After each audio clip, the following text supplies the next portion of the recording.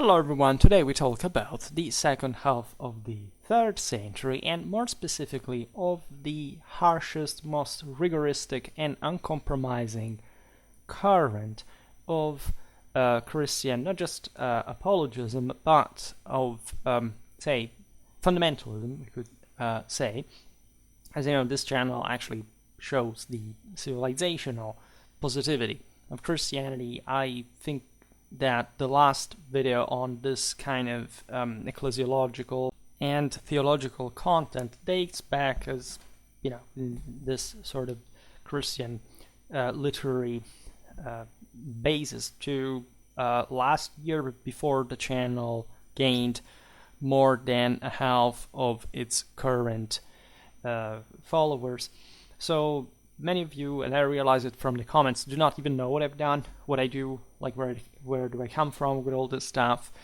And I understand that probably most people are going to watch my content, not the say assiduous followers, but just like the random passersby that legitimately do not know, right? They have not intentionally known my work, but that in this sense should be intelligible in like a self-standing content for every single video, right? So there is some digression that I make here and there. We are talking, in fact, about also the moments of the greatest persecution against the Christians, a moment in which Christianity was not in power, right? We have seen more actually in the 4th century, St. Ambrose, different, say, steps in the full, let's say, adoption of the military mentality and the acceptation properly of the defensio of the Christiana Societas by the side of the church, overlapping fundamentally with the imperial political and strategical needs.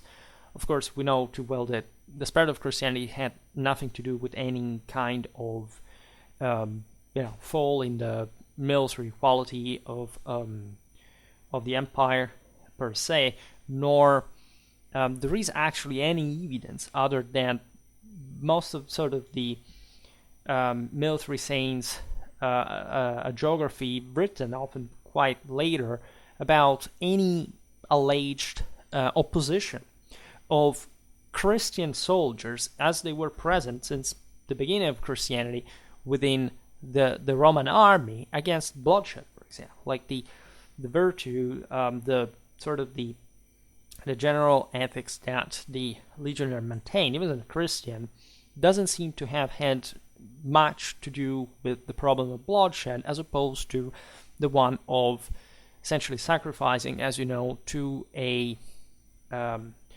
deity that was not recognized as a deity, right? And this kind of approach is very important, because today we will first of all look at, again, the most extremely rigoristic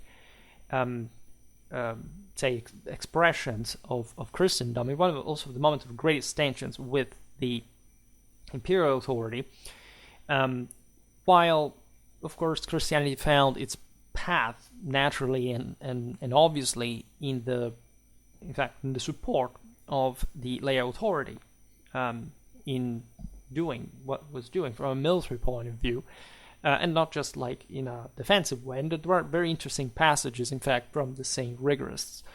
The most important premise that one should make, however, is that I admittedly haven't made a specifically dedicated video about it.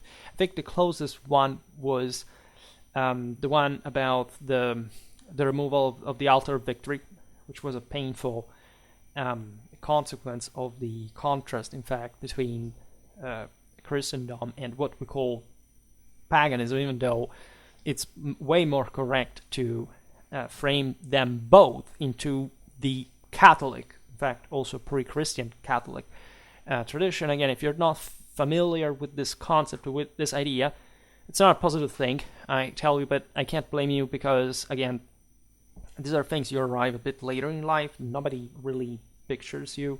If you've never been told, it's not much haven't been told say, Christian theology, which is, I think, for a Western necessary, if anything, because, what kind of history are you studying in the last 2 millennia?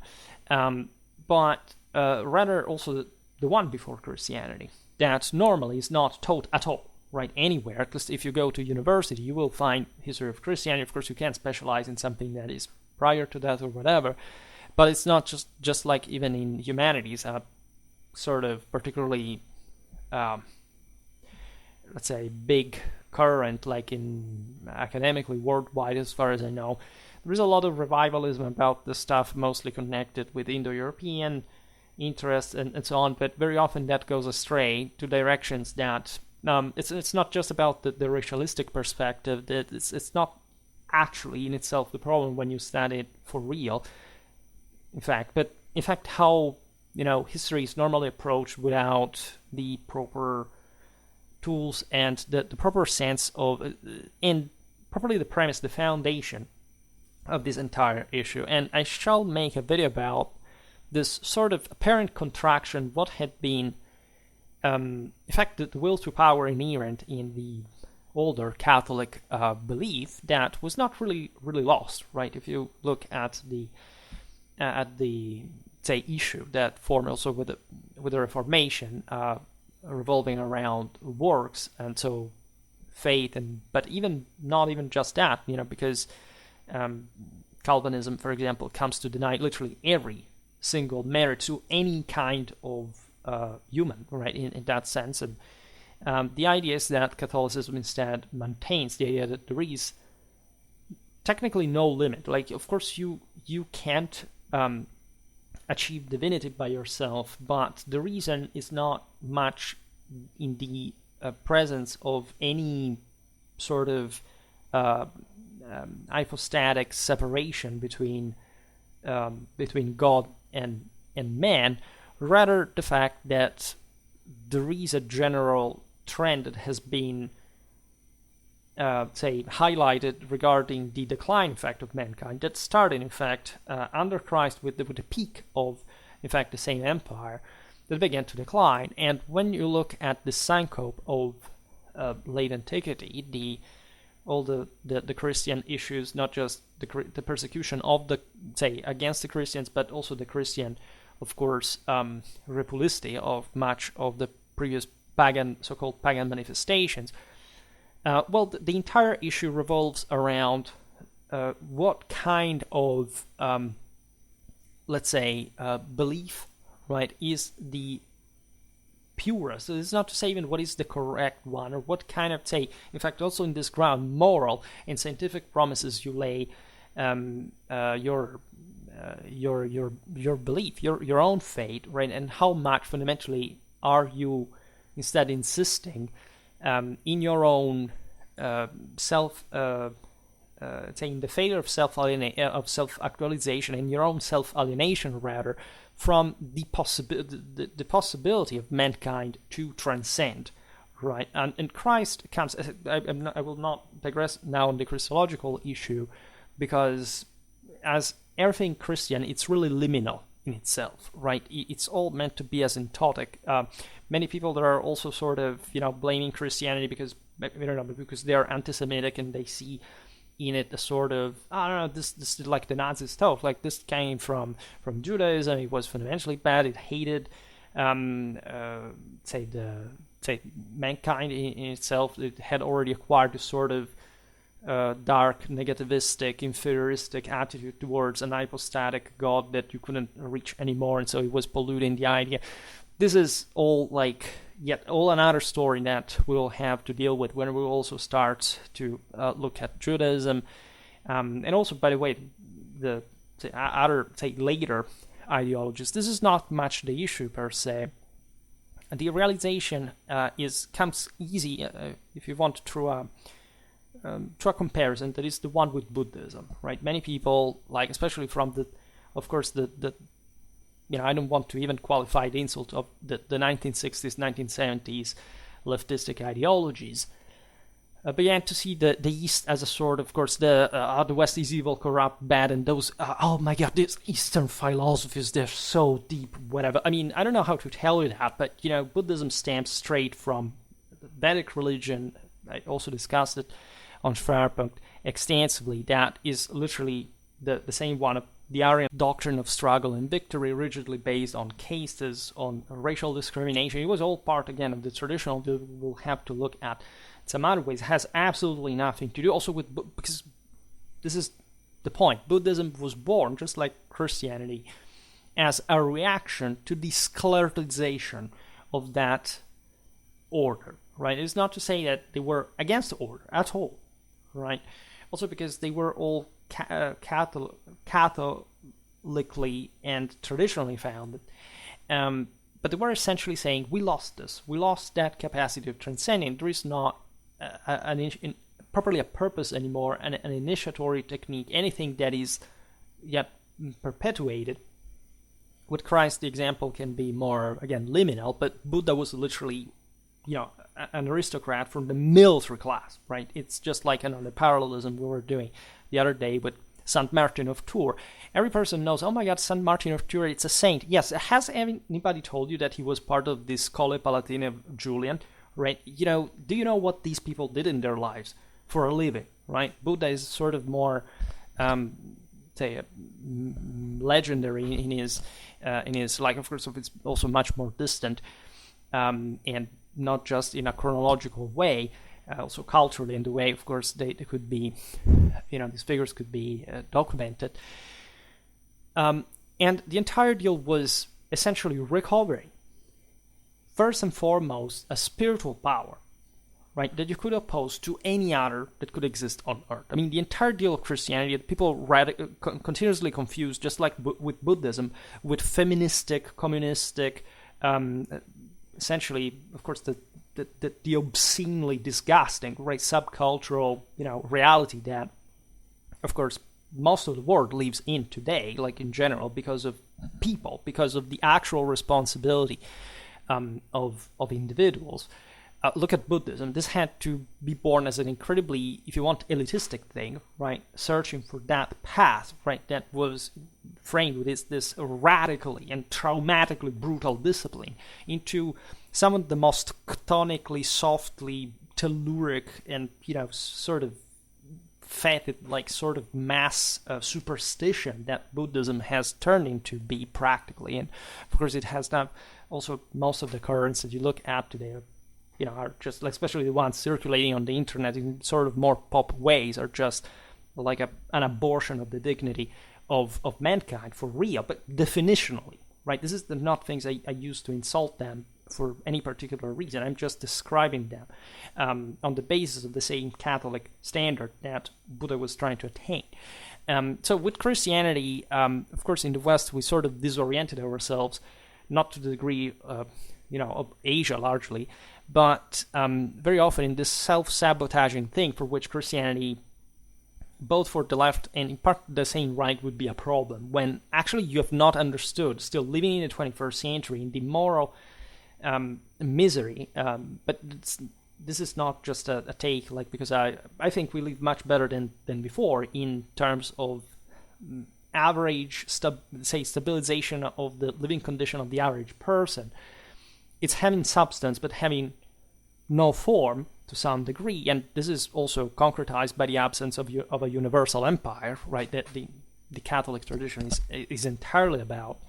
And of course about divine ruled one through sacred royalty and media of divinity that I described in the quite wide, not just in the European tradition, by the way, in the video about the Sol Invictus, and that I want to come back on a little bit. So if you are disoriented by what I said, if you have literally never heard what I'm talking about, if you think that I'm just making this up or that there is something strange that doesn't, I understand you. Like, it's not to say of course, I believe that if you don't get it, it's not just a matter of ignorance, because I think ignorance comes always with malice and with the incapacity to realize what I'm discussing, but you cannot understand today's video if I don't make this premise, right? Because I will start talking about something that sounds also sort of anti-civilizational in the measure in which, against which the same Christianity instead was able eventually to boost the Imperial Catholic power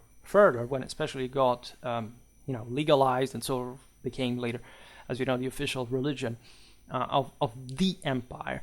But one must understand in this extremistic, fundamentalistic, and rigoristic thoughts that were, by the way, just like a narrow and definitely minority part, just also a relatively elite one in terms of literary development of thought among the Christian community already in the second half of the 3rd century.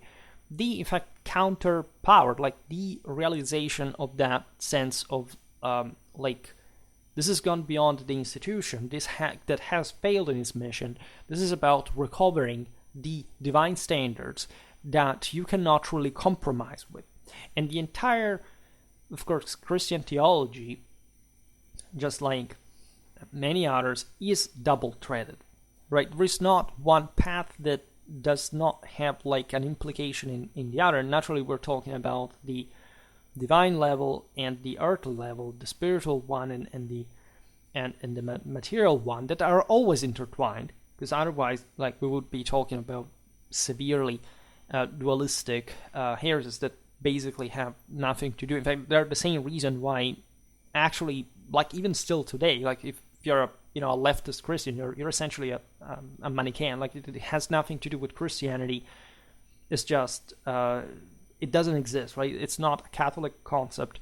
And again, if you are still one of those people who don't understand that the term, say, Catholic predates Christ and refers to a very specific, the only universal dimension of imperial power, well, that's the most severe problem, right? Of course, here we make traditional content, so it's obvious that my reading of the Reformation would be just like the one that, unavoidably can be, right? So just a complete self-annihilation of traditional values that people stick to just for identitaristic and so anti-traditional, anti-Catholic reasons, and it has nothing to do with divine transcendence. And in fact, it's the manifesto of their own confession, by the way. So that's not my problem. It's just pointing out the obvious. So if you are willing to accept the theoretical debate on the limits of authority as much as the one of the humans in relation to that, in this only apparently adverse attitude against the empire and the military service in it, which shouldn't be confused with the imperium that is enactable. Like, this is through Christomimesis, the aim of the Christian, without like manifesting power, like being able to transfigure just by mere spiritual force, which was actually the point of the ancient war bands, right? And how the thing had to happen, which had to be primarily a psychological training that only just because we are incarnated must in fact commit itself to the transcendence of the same flesh, that cannot, and the two things cannot happen without the other. I made a video specifically explaining this, and particularly the role of the Dionysian in the divine transfiguration. You can't do it just Apollonianly, but by taming the beast, right, and transfiguring the entire universal power under your guidance. Well, let's get into that, and let's do not feel intimidated or threatened by my ways, because if I don't make this so radical, I still have people that say, oh, but Christianity broke down the empire, this kind of stuff, right? That's also yet another issue, meaning that Christianity was, even if you look at it as a, in a moment in which, sort of as it's evident, like in the general world, this is not about the Romans just, right? This is something you can document in the Norse sagas. It's all like in the common era, basically, the idea of the capacity, right? The human, at least the capacity, not the potential of humanity to transcend by themselves had been lost, right? They realized, and this was just like prophesied, like by all the pre-Christian traditions, like the fact that the age of the wolf should have arrived before. Think about the storming of the Asgard, the twilight of the gods. This was proper to belonging to all the religions that we know, and so this sort of, we will stand till the end, right, and let's see what are the limits we can reach, but also in the way we are able to sacrifice literally everything, right? Not to succumb in the process, not just being like a strange vessel that is out there floating for no reason, is the meaning behind this. And so the question was, what had the empire managed to do, right, to attain, to achieve that? And we're talking about the Roman Empire, that is the one that historically fulfilled the prophecy of that time of golden age reappearing briefly between the third, like the bronze, and the fourth and last Iron Age, right? And that, in fact, the same Christians had identified in Augustus, because under his reign Christ was born, and the entire deal of the Apollo sung by Virgil was the same, in fact, Catholic symbolism. And I'm not going to digress further in that, but just so that you have, even just by assonance, the right references you can check out if you're interested. And you can look at my other videos. Should make a playlist on probably history of religions that somewhere I have, like in my titles, even a part of the name of a degree on. But it's, of course, I'm not an expert in history of religion, but I did dedicate myself a bit to them, and I like to set things straight since the beginning. So the reason why I make this video is actually discussing the attitude of Christianity towards war and military service, which was a very ad personam issue, but of course entailed the entire concept of the Imperium, and so the Holy Ghost, and so what was delivered by the rulers on earth to rule, in fact, on creation by God, because without this is the double-threaded thing. Without God, there is no such thing like power, right? So you have to. This is not to say that, in fact, dualistic heretics believe that there are, in order to justify, like, to completely blame any trace of life, they sustain that the idea of two gods, right, that are equally powerful. One is the god of good, and one the god of evil. They sort of Cartesianly split completely spirituality from physicality, and this is Catharism. That's the entire Bogomilistic, Manichaean, whatever thing that exists. That also at this point the Christians were fighting against.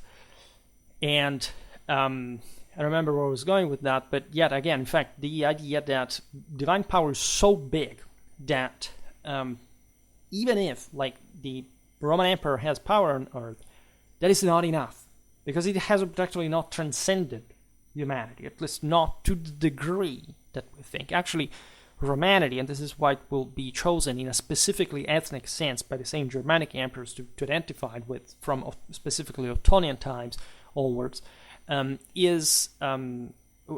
been able, right, had been endowed with this sort of providential mission of having Christ born in it. This had been rendered possible by mankind, of course, always through grace, to God's grace. It's always the duo, right, entering this syntony with the universal order.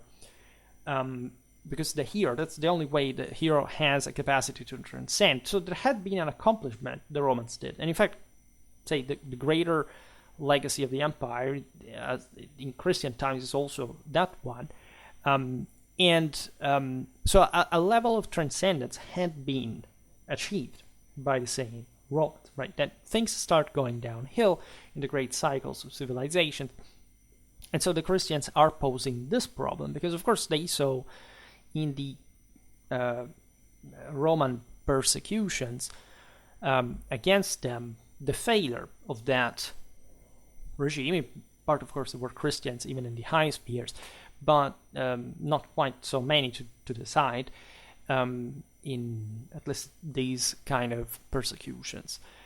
So we're talking again, the examples we discussed today are some of the most radically and apparently anti-imperial, right? But remember the difference, right? Divine superiority versus whatever men can do, right? This is the entire issue of, again, can we save ourselves alone and how, right? So if you don't embrace Christ, of course, as a Christian, you can't think to do that. And so I will not digress on whether on the role of Christ in all this, historically, theologically, and broader, say, political sense as well, and in relation with the empire, etc. But this is, of course, the Christian perspective. Now, within these, I'd say there are actually two currents within Christianity. In at least the dimension we can document, which is not the average Christian, right?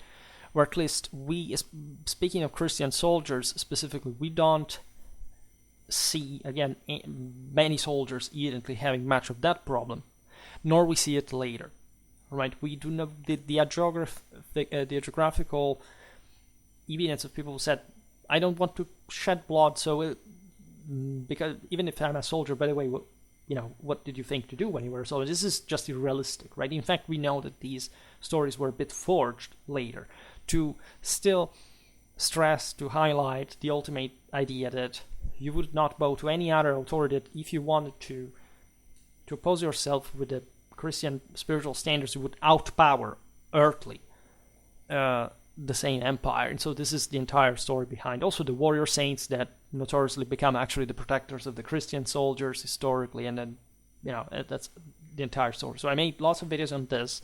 I will keep making them. I know I don't make them so often, so this sporadic rhythm may make people lose the, let's say, the trail. But again, I have so much stuff made. If you check out the Christian history playlist, you will find all of this. I made specific videos on this very topic.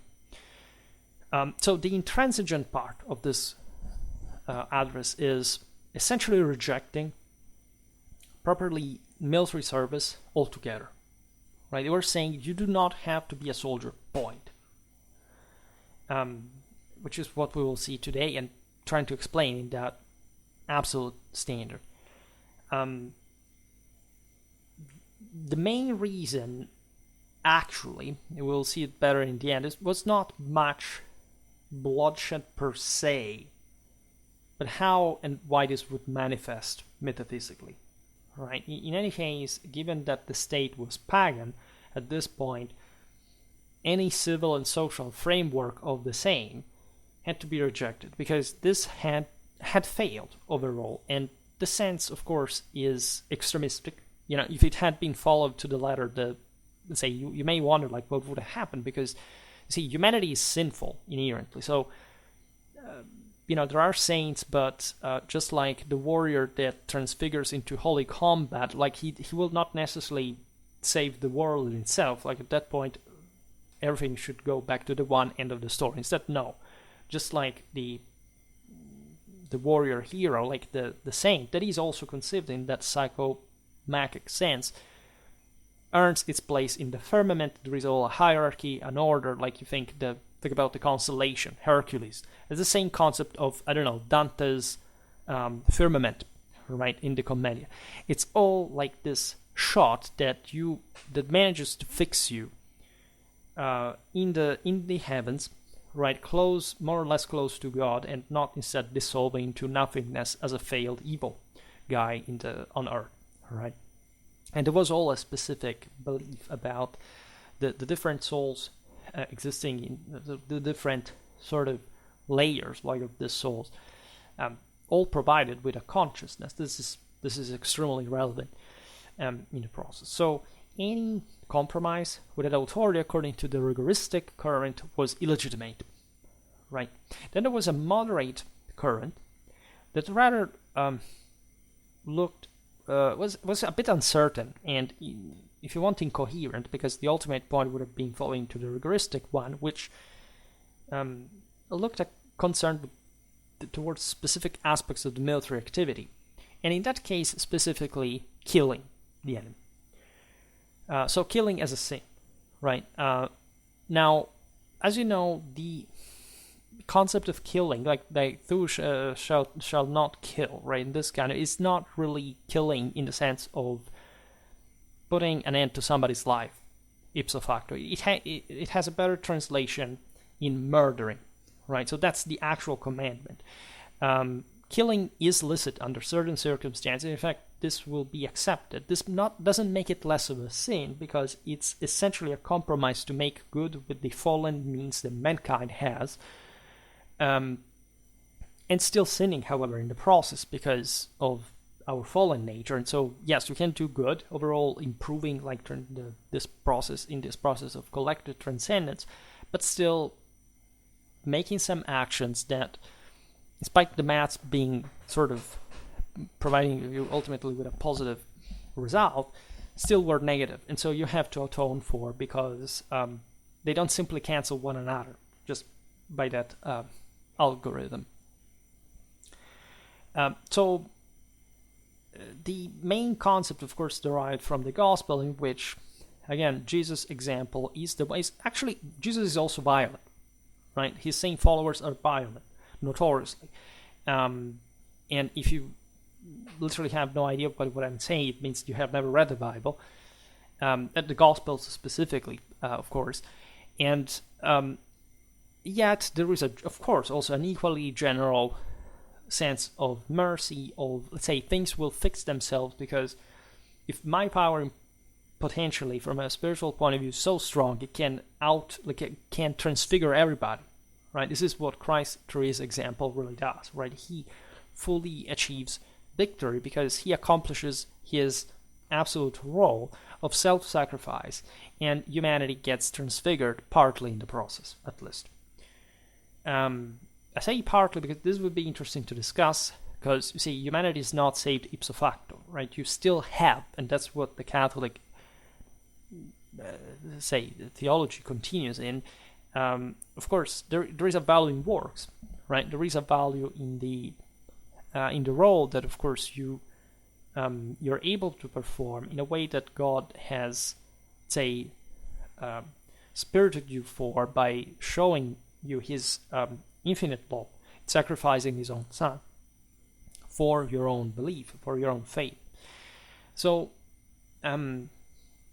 now, just, I'm not trying to downplay Christological importance, the proof being that Christianity did take over the world, in case you did not notice, and including the Roman Empire.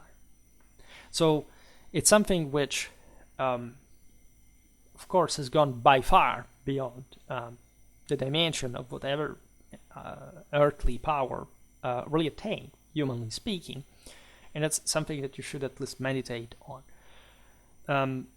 So it goes without saying that in practice the two tendencies that we have expressed, that would have surely met with the opposition of some Christians that said, well, you know what, yeah, we can't, what I was saying before, like we are all sinners, we do sin, but there is something in our works that can help, right? And so even if we sin as soldiers, say, we're fulfilling our broader mission. This is essentially what the 4th century Christendom will start explicitating, coherent and cogent doctrine like that remains the one of the church. And yet in times of persecution, of course, such tendencies would find themselves often united and mutually supportive. Like an empire that does that is doomed, right? At least its core is rotten, and it has to be spiritually re-elevated. This is what the Christians believed, and what at least they managed to substitute themselves about. Now, the degree by which this was occurring, because human standards were falling anyway, and so Christianity can be objectively seen, because that's the idea. Before, I don't know, a Roman emperor believed he could transcend alone, right, the entire earth. Christians say, well, no, you have to atone. There is something like a collective sin that we have been accumulating. We're going down. All prophecies say that, and these are part of the property also of the Indo-European gospel, and this is clear to anyone. And the people, let's say, you see, humanity was feeling that sense of exhaustion towards the migration era. Every single people underwent this. Like there is not, and in fact, the peoples who came to rule were sort of weaker at the end of the day. You think about in the steppes, like look how the waves of Turks, that they were much less sort of endowed with that knightly sense of sacral transcendence that at least the Indo-Europeans had. The Germans do not re-achieve the unity of the empire. They do reinject a very strong. This primitive peoples have, of course, a great strength and a great sort of spiritual purity that had to be spent, but they do not re-achieve, right, the empire. To this day, we never had like anything in relative terms that was capable of transcending humanity like the Roman Empire did, right? No. And it just the Catholic ecumenic unity has not been there. And morals have also transformed accordingly. But let's say after the edict of Dachus, that, as you know, we should sound the most violent persecutions against the Christians, the relationship between the latter and Imperial authority was overall dramatic, right? There is no other way of putting that. Yes, the Roman persecutions in many ways were very irregular, like not the entire empire was literally slaughtering Christians everywhere, like, but there were some examples made of literally, yes, Christians given to the beasts in the arenas, put to death in many ways. It was a serious thing, because the pagans really believed that instead, no, we have to maintain the standards, right? And these guys are not the response. These are seditious and rotting, so they believe the same of one another. And of course, as always in civilizational crises, it's always both fault. Like, you come out of the same mold, right? And even if there are, of course, significant differences within, by background, by genus, whatever, there is still, like, if you fail, you have no excuses. This is the true traditional Catholic belief. This was the one of Arjuna, the one of all the great heroes of mythology. So you understand that the military, the problem of the military service was just one part of the broader struggle. It was above all the Church of Africa. So Roman Africa, as you know, was roughly today's Tunisia, by the way, one of the single most advanced places in the world at the time, which had gained a large number of followers for the new faith as well, because Christianity spread the earliest in the most developed places. Also out of course, the softening up of, especially the sinking of the masses, the gentrification of the elite to some degree, etc.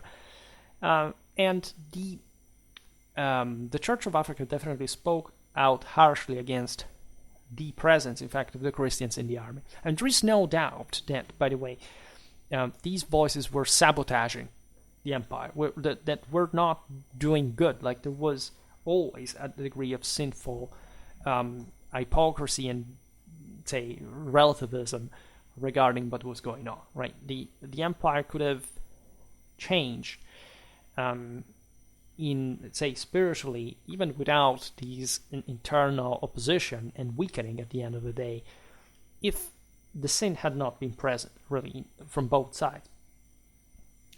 The fact that it was precisely the African communities that took a clear position, here speaking specifically Roman African, not African in, say, the entire North Africa under the Romans, but that took a clear position, right, on this matter, is meaningful. Right, Africa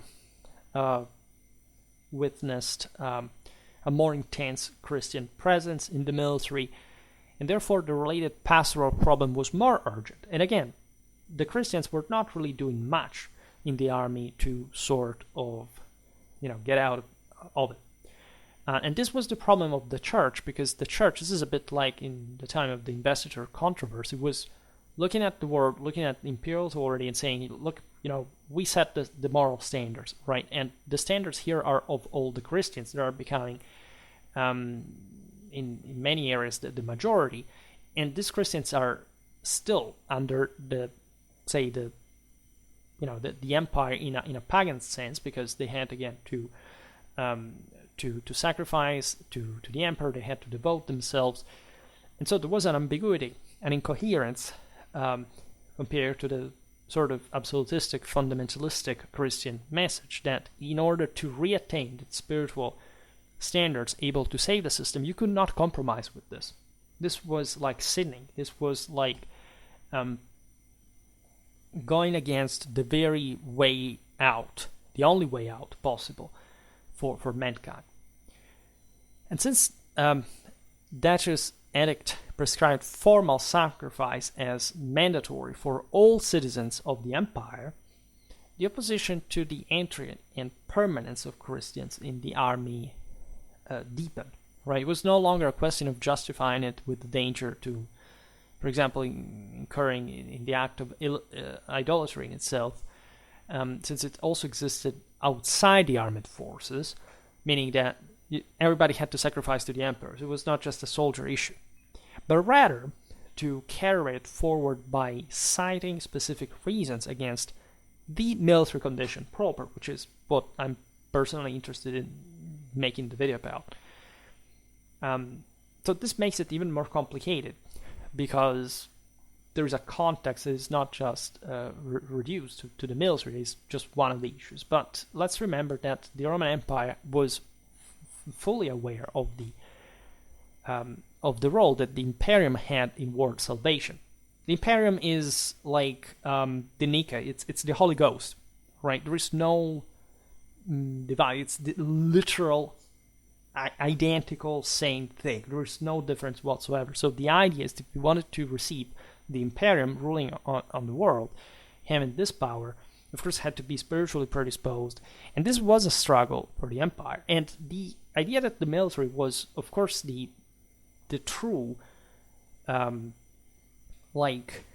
the say also hierarchy of the Roman citizenry, like the superior case delegated to this active transfiguration, because they were the ones to fight the hardest, right? Still today, the military has a higher IQ than the rest of the population. There is a general function that revolves around the Clausewitzian Trinity, and so the instrumental function of the military for politics, that ideally the rationale, and military likes the gamble. And so I made a video about the Fortuna Caesaris that actually illustrates this for the salvation of the res publica, and so the entire world through the Romans as the chosen people that would have saved the world through their own golden era. And also the Christians would see in that function again because of Christ's birth. And the people then instead is the sort of it's the primordial hatred, right? It's chaos, it's the tectonic dimension, but is needed to provide this sort of mass impetus for even the military to fight. So understand, when there is a problem in this, there is also a crisis internal.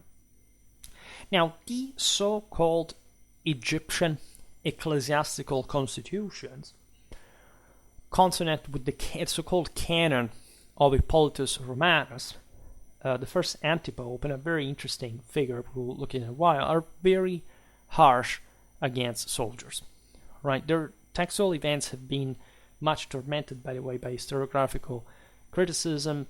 Today, they are considered to actually constitute the apostolic tradition of the aforementioned Hippolytus Romanus. We are essentially in the first quarter of the 3rd century. Hippolytus was, we do not know actually whether initially a presbyter or a bishop proper that had it's a very complicated story, like a quarrel with the Pope, accused of believing actually in sort of double standards, right? There was this say heresy that because you imagine that Christianity had, this is before Nicaea, so as you know, the Christians have a very strong doctrinal core that remains actually unburied, right?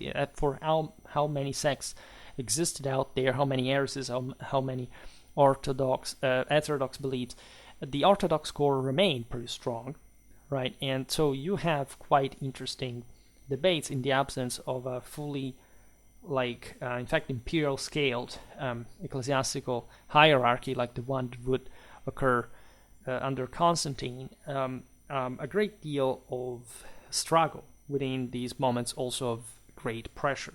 For example, Pope Calixtus accused him to be essentially an adoptionist. Hippolytus responded that the guy was a deist instead, so the idea that there are sort of two opposite gods, because he had some problem in accepting, in fact, the idea that there is a unity in God and in Christ. So these were the tempers, but quite edifyingly, right? The Pope and Hippolytus were martyrized together, right? Which sort of, in fact, of course, after Hippolytus had redeemed himself and all this stuff.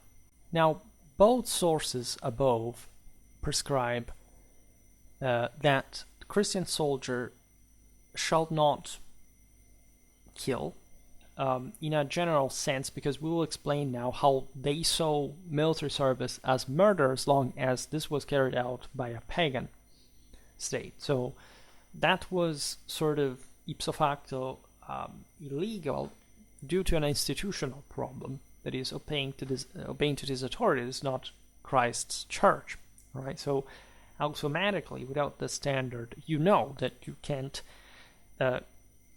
say that metaphysically, the mere fact of killing meant that you didn't have any other power but to kill, right? Materially, physically. And doing it for, an authority that wasn't even Christian really took away much of the hope that this could work in a way or another, right? It's, again, something that the Christians would, eventually at least surpass when the Roman state became Christian. And contrary to some strange belief, you hear often this modernistic concept of the separation of church and state. Church and state are separated since the very beginning of the church by definition, right? So just think how things went far to accuse Christianity to have sort of hijacked, say, statal authority, as if, the conscience of a person could be, and just like the existence of the state had to be equated to the church, as if they were united as a single thing. At least they were, agreeing with one another, but notoriously the church does not even belong to the earth, all right? And it's an incredibly illiterate way of wording 1 millennium and a half of history, right? To pretend, what the church had taken hostage, the public authority, that as if there hadn't been a change in mankind regarding the actually very honest awareness of the failure, right? Just imagine this was required to today's system. Like you're saying, all the system you have based itself, it's basically wrong because it doesn't actually take into consideration an absolute value. That is the same one that is sought after by science, that should overlap with, the broader moral foundations you can already find illustrated in tradition. In fact, incredibly matching with also the achievements of science, for that matter. We're not ready, right? Because we have simply decided to unsee everything, to pretend that everything that is not materially demonstrated does not exist just per se. You cannot see what actually works in a moral sense when people, not inanimated objects, actually succeed, and how, and with which ideas, etc. But I will not keep digressing on this. Of course, the standards of Christianity fail dramatically. If you look at the average Christian, doesn't understand science or think that science is bad, right? Exactly because he cannot afford to handle it. That's not a Christian either. And so that's the double threat I was talking about before. The awareness is necessary. And 2,000 years ago, people were aware where mankind stood, right? And that's how collectively they took this. Because normally when they tell you the story, they just say, look, these people were different from us. Yes, they kind of believed this thing. We know why, because it was a different background. Yes, who knows? This is the actual meaning. It's a collective awareness of the place where you stand in terms of of mankind capacity to transcend its mortality. And literally everybody was thinking only about this, right? Today you do not even know that this thing was a thing, right? And so you think it's just some crazy, Christian apologist of the 3rd century writing this somewhere, and the rest of the world being just, I don't know, depravity or, whatever, do whatever you want, because that's, the moral, say, lack of morals. that you've been indoctrinated to forcibly think to be normal for a human, which we absolutely know biologically not being the case. But let's leave that aside as well. So coming back to the Christian soldier, he doesn't have to do anything. Doesn't have to be a soldier proper. So not serving, not volunteering, not swearing, not in fact sacrificing to the emperor. And this obviously applies to those who already belonging to the army, converted to Christianity, and who nevertheless could not be asked to abandon themselves formally the army.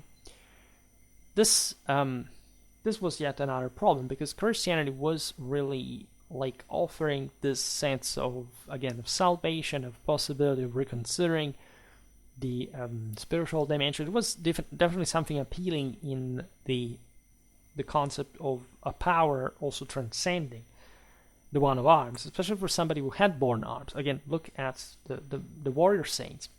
Martin of Tours, it was not just random soldiers. They were sort of, really tough ones that, for that specific reason and capacity of transcendence, we explained it in the recent video about the medieval French pilgrimage, like that the idea of the passage again from that soldier as a guy that could literally transfigure into holy combat into a Christian saint would have done the same to just the same psychomachia that life entails, would make them in fact eternally living, and in fact their tombs making miracles, and that we're talking about the relics, pilgrimage, etc. That's the bridge, right? And as you understand, there is a sort of made-up super structural thought over this that has nothing to do with the continuity in Catholic transcendence, right? Which, again, this is not a mere formality. It's not this strange cult from the East that arrived, who knows how it took over. All this, strange. Like, we must understand behind. Do you understand even what happened at this point in history, or are you just fed by the sort of, again, hyper relativistic, deterministic, anti spiritual BS of the from the 70s to this time, or more or less? Because now we are sort of rediscovering this, except most people do not even know where to start from, because most of these concepts, even just in a historiographical sense, have been completely obliterated. I mean, it just takes to study other, older texts, just that were printed. I mean, nothing occult, right? Really under the sunlight. But do people do that anymore? Just make 2 + 2 in terms of the general societal dynamics of, look at what are the news every day. According to you, a person that protests in favor of Palestine has the neurophysiological capacity for the conscious awareness of, tradition, or any form of first world primary schooling, right? That's not actually how it works, right? That's something you have to cultivate, in fact, through an initiatory path, which all these religions, by the way, were completely aware of. That's pure communism, feminism. It has nothing to do with any trace of cultural, moral, and personal dignity, right? Now, the non-military Christians are enjoined not to voluntary to become such, of course, according to these writings, under the penalty of the same excommunication, right? The estrangement from the church, the impossibility of receiving the Eucharist, and so the Holy Ghost, and so the Imperium. You see what the point is? They were channeling the concept that the empire proceeds just through Christ, and the pagan military was just like idolizing empty vessels of, again, the current, the umpteenth deified, or in the process of deification emperor that instead kept failing, even to the extent of repressing these guys that were actually the last of the last. That's an important problem, because even if you're the elite and you're in charge, you own the best values and whatever, if you cannot put down these guys, the question is that are going to take over. The question is, where were you? That's ipso facto the failure, the embodiment of the failure of that virtue, right? Because virtue always wins in the Catholic tradition. It never fails. You can't say, well, that's what the Romans fiercely believed. I mean, who loses is wrong.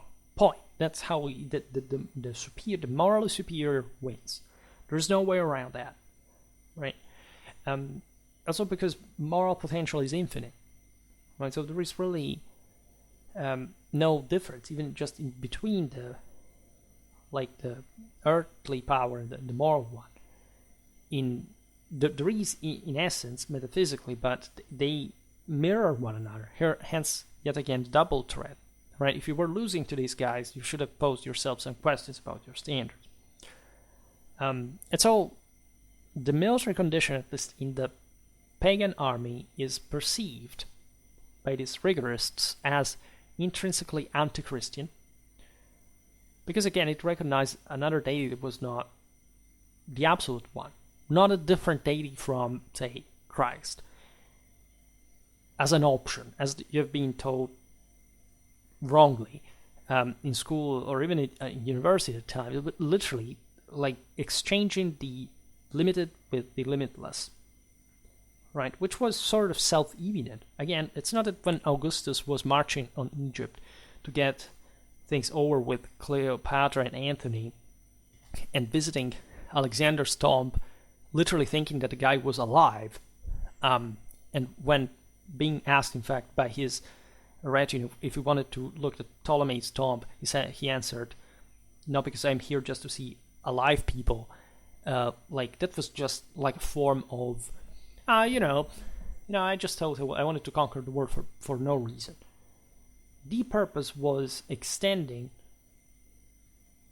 your dominion on the entire world, because you're the one who is meant to transcend humanity itself and saving the entire world in the process. That's what the Romans had. They were right. I mean, they objectively controlled the entire world, right? Because the world at the time was that.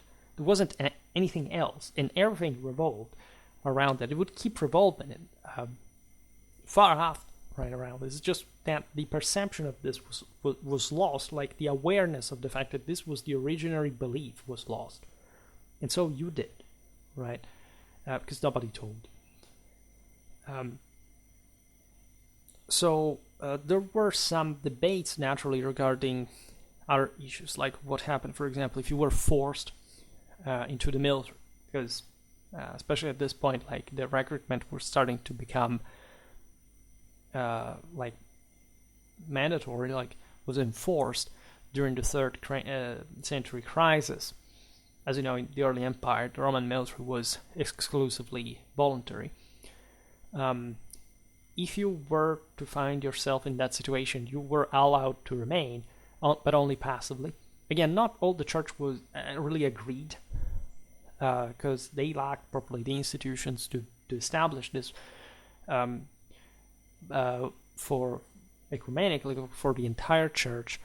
And so there was a debate regarding to that, right? There were these ideas of, I don't know, like if the authorities are going to kill you, if you don't make the sacrifice to the emperor, well, just make that sacrifice, and then you will make a penance that your pastor will deem appropriate, right? Others said, no, once you have sacrificed, you're done for. Like if you're a bishop, you can't be a bishop, and your sheep are not to be just even through the sacraments, they're not to be, they're polluted, right? They're poisoned. They are not actually receiving God's grace, which is something that was the Donatist heresy, by the way, and that was skipped, meaning that the sacrament is valid, even if the official humanly is unworthy, the office is not, right? And if you're truly contrived and repented, and you accept the sacrament with the right heart, that is absolutely valid, right? And this did create some problems also after, again, after Nicaea, it would become an issue. In Africa, by the way, it was starting mainly from there. Because this place was also, in fact, one of where, as you understand, things were a bit more lively and active regarding these issues. Again, this has nothing to do with how Christian soldiers would actually behave, because again, we do not have a single shred of evidence in the entire history of this all of a Christian soldier that was put to death because he refused to shed blood. Literally not even one. We have the sources telling, of course, that was a problem. It didn't have to be done. It was a serious sin. And so, tendentially, there would have surely been a Christian soldier that at some point posed himself that problem, and that maybe remain in the army without necessarily shedding blood, because it's not that the entire Roman military constantly kills people, like for every soldier a certain amount. So they could at least compromise in that way. But again, there is no evidence whatsoever that of any soldier that would really was put in trouble by that, and or if there is something, there's just a couple of evidence. I think in like literally 2 examples in the entire geography. This geography is much later, sort of, and not literally even saying that, right? Again, I made some. There's a video made that is Ego Christo Milit or something like that actually tells of that couple of examples, right? So the aforementioned texts, if not explicit rebellion, are substantially resisting to certain obligations imposed by the state, how it was prescribed. In this way, we shall remember that we're dealing with texts born in harshly rigorous environments. So even for the Christian apologetics of the time, the literate ones who were, fairly well educated at this point, and having an ever greater resonance, right? This stuff was pretty harsh, or even extreme. Syria, Egypt, these were the places with the single most rigoristic attitudes. Historically, this is also where monasticism and its incredibly strong hermetic practices were being born, were being experimented. Again, there is all a reason why the so-called fathers of the desert had emerged with that idea, and the same pupils and the general attitude towards these issues were different, say, from the West, from Europe, even though of course the latter was influenced by that, but never quite being the same. And it's important to stress that the environments in which these ideas circulated, these works circulated mostly within a provincial dimension. Again, things would change with the Council of Nicaea. At this point, this was really the interconnection of the Christian communities. Of course, people traveled was a sense of the ecumenic nature of the church already, but regulating it or just writing in order to just grab the attention of somebody living on the other side of the Mediterranean wasn't quite the main objective, especially when we know there were specific regulation for the local church and or a debate among local bishops, like in the aforementioned case. So this, the condemnation of military service in the time of the harshest persecutions against the Christians seems also kind of understandable. And there are, however, in these rigoristic environments, other rules that show you how rigid they really were. For example, sexual chastity was a thing, abstinence from meat and wine. The sense of this was not annihilating humanity in the process, but realizing that saving it was a much more serious deal than simply compromising with sort of everyday life and the limitations of human nature. What was glorified in any earthly sense was seen as sinful by definition.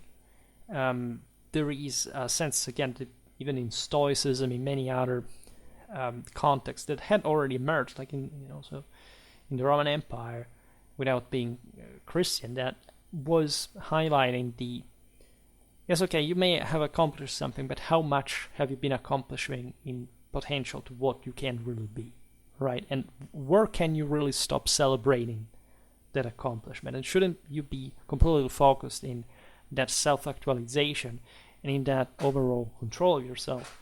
This was incredibly important. Admittedly, with the gentrification of the empire, you have the loss of those means that were primarily military.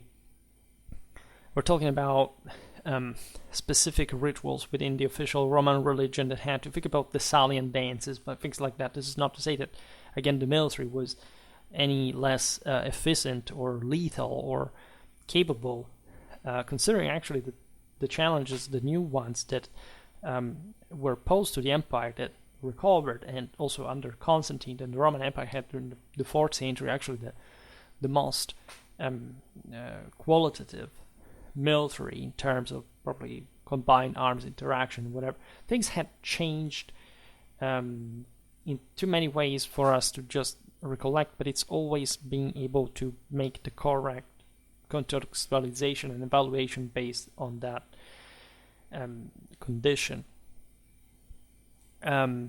So this rigoristic texts, as limited as we've seen in scope and in reach, are not less important because they sort of point out the general deal, right? You can argue that even when the church came into power, broadly speaking, siding with the empire, etc., that there were some compromises that would have been seen in these environments itself as sort of still,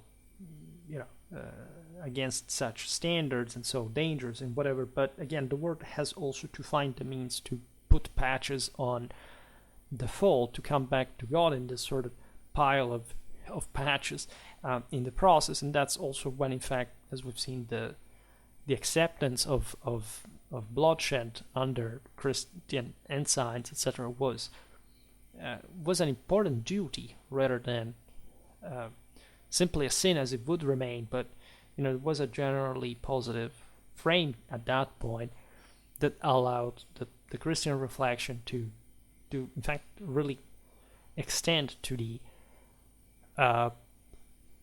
standards of the same state, after all, that was of course maintained and fixed whenever, also like militarily speaking, like the circumstances required that. So Christianity would not be oblivious of military duty and more. Just at this point, again, the context is different, right? The general and radical anti-militarism of the church of the first centuries is not really affecting the overall behavior, like of the Christian soldier in the Roman army. And there are really many of them.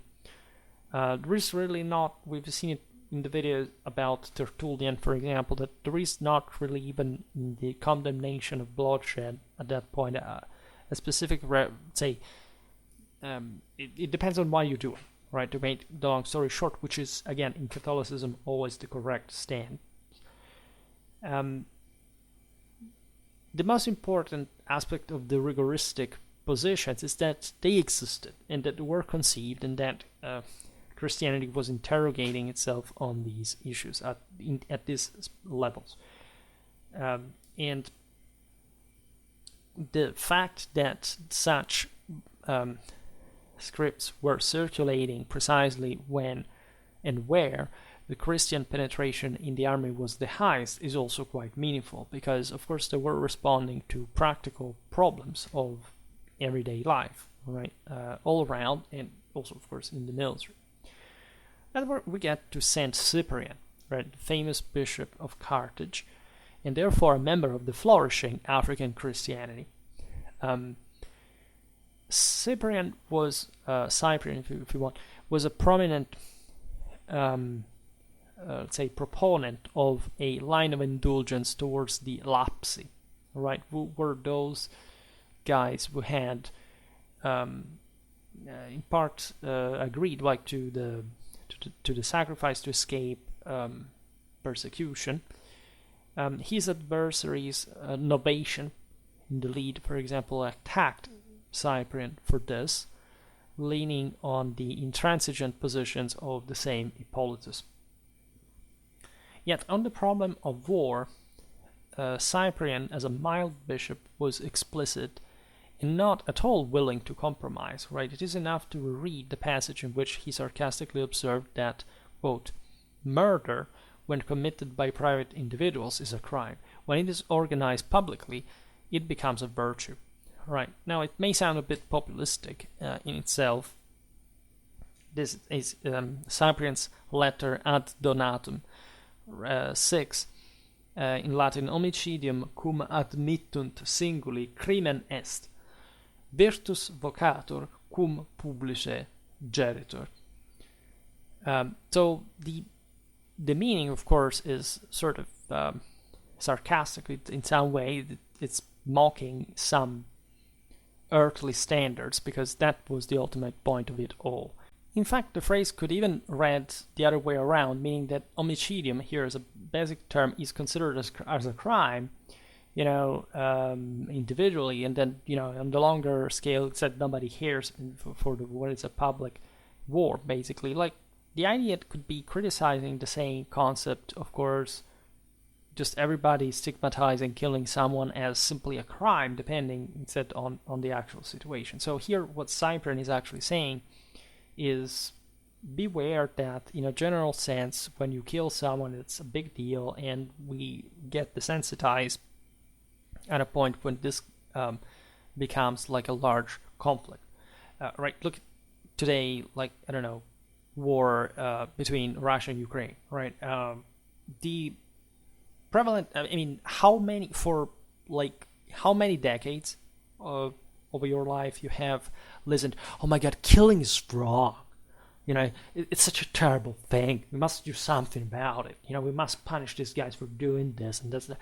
And then immediately, as soon as a war breaks out, the prefrontal cortex shuts down and says, haha, look at how many guys this guy's killed, oh, that's so cool. Whichever side, I'm not making, reaffirming my political preference, of course, in the context, but literally, as Cyprian, I almost feel for him in this sense, like, people who would criticize, like, killing many other contexts, acting all hypocritical, etc., mocking the death of, I don't know, tens of thousands of people, as if, though that wasn't an immense tragedy, in spite, of course, of the justification that at some point this can occur, like, depending on the actual circumstance. And that's how ecumenically you have to be able to read wars, and who fights them, why, what both sides do historically too. And so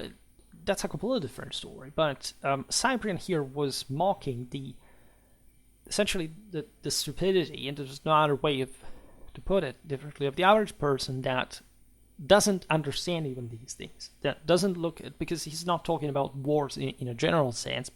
Wars were the real ones of those times. The real wars fought for specific reasons.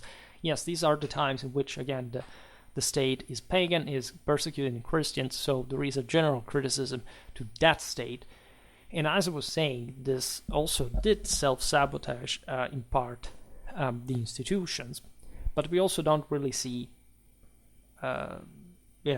much of an issue. Actually, the Romans managed to bring the empire back, to strengthen it, and again, this happens also in Christian times, as we were pointing out. But the standards, right? What is your spiritual, your scientific sensitivity to the world, right? How do you think you can obtain power and deliver justice if you are not able even to to put in perspective murder, killing, wars, why they happen, and whatever. That's something you can legitimately ask every person today. Asking the average person what they think about the international situation, and you probably would listen like a good 95% of the times nothing but some sort of, fantasy story about what is happening. Whichever side, certain sides have it sort of more like in a completely more relativistic unilateral way. Others like just do not know even what to say or to think. They just say, let's all calm down, and don't even enter in the actual issue, right? And in the past, like it's been largely like this. And here we do not hear the voice of the emperors, of the generals, of those who really went for it, were really handling the empire, while the Christians technically were still like just the underdogs of the situation. But it's a perspective that you must do your own if you understand how Christianity eventually was to prevail, in a way, right? Cyprian says that as far as the Christians are concerned, they must love their enemies and use only spiritual weapons against them. In this regard, it should be noted that there is a Christian church to be defended in a moment of persecution, and also one that has penetrated essentially all estates at this point. There are many Christian soldiers. There are many public officials that are Christian, and as you know, at this point, essentially, public officials would get ever more involved, properly in the military affairs. Like there would be a bureaucracy increasing, like control of the territory and the population, and also like which the army depended. Especially among the public officials, we should think there to have been even more Christians than in the army, right? It's actually likely. That's an aspect that we often don't really appreciate. But that's another field of sociology that today we don't touch because we talk the military. So as dark as the present time was, Cyprian seems to be telling us that what needs to be prepared is no longer so much the agreement between Christianity and the empire according to the old objectives of the apologetics, but rather the advent of a Christian society, right? And as such, of course, a society of peace. Not much because this has to be, it's just because shedding blood, as we will see, is a problem. But the reason why that blood is shed, you see, in order to achieve Catholic unity, to have an ecumenic empire, you must be united. You must not fight against one another. And this is yet another thing that was really happening often. These Christians were Roman citizens. That's yet another aspect to consider. It's not just about the military, right? This is about like these Christian officials and soldiers. They were all citizens, right? They were Romans, right? They did not identify them in a different way. So there is this sense that from a certain perspective, war is an evil, regardless of the causes that provoke it, to the point that, again, there is no way you can shed blood thinking to unite, right? This is at least the absolute ideal that should occur when a Christian society happens, right? In this sense, there is no concern for someone who is outside the empire, for example. I mean, how much did Cyprian care about, I don't know, Sarmatians habitually killing each other in their clanic feuds, right? This is about something that must be held within, first of all, the ecumenic empire, and secondly, in function of a Christian existence and takeover. Actually, it's the other way around. The latter is more important than even the imperial presence, but the imperial presence is always divine manifestation, so it must be taken in serious consideration also because it can be that destructive. I mean, if the empire kills Christians, it's shedding the blood of its citizens. You see how dual this is, right? Because you can sabotage the military in the time lapse in which what does happen? You create a Christian army, but if the Christian society must be perfect, when will that happen, right? That's actually the reason why the empire must actually exist, and eventually bloodshed too. I mean, in a general sense, the military, like of a fallen kind, must exist just like a government is the consequence of a fallen kind, because you cannot rule humans otherwise, right? And so that's why, of course, Christianity will accept that later, right? But here, right, differently also from today, this is very important perspective. The Christians are not saying, well, I'm glad the barbarians won because, I hope these damned bastards get destroyed. No, there isn't such a thing. Nobody says that, right? They may see, like, the barbarian as a manifestation of divine wrath against the sins of whoever suffers that, including the Christians, right? But here, the Romanity and is something that transcends. It has always transcended, telling the truth. The Christians are ever more aware of that because they are ever more Roman as time passes. The division between the pagans and the Christians themselves, right? There is a broader metaphysical universal function that Romanity has as far as the church is concerned, right? After all, St. Peter and St. Paul were martyrized somewhere very precise, and things would always evolving towards that direction. So the point being is that the Christians want to take over, right? They don't want the destruction of the empire. They want, ideally, yes, the fall of any authority that is not God's, but there is not an incentive here to destroy the empire. Indirectly so, you must answer to your own conscience, so not to serve in the Roman military, but you must have a military after all, and that's what the issue was in fact never really addressed, right? Excuse me, I drink a little. Nobody was claiming, let's tear down the empire just because it's evil and corrupt and whatever. No, they were saying, you must essentially take over the same power and even transcend it in actual manifestation. And Cyprian's idea, as he says in his letter to Donatus, number 1, this war is an evil as a lack essentially of cohesion, of peace, as it madet orbis mutuo sanguine. So it in fact wets the earth with everybody's blood, right? The blood of both sides, whichever it is, and this is bad. And that's where you understand that there is a strongly unitary principle, typical of the Catholic tradition, and the same Romanity had entailed. So you understand how many parentheses you can open on these passages, and how many you must close immediately, though, because otherwise it would be talking here for 12 hours in a row. So all this gives a polemical light to, of course, the concept of the same militia Christi advocated by Cyprian. I made a video about St. Paul's one for that matter.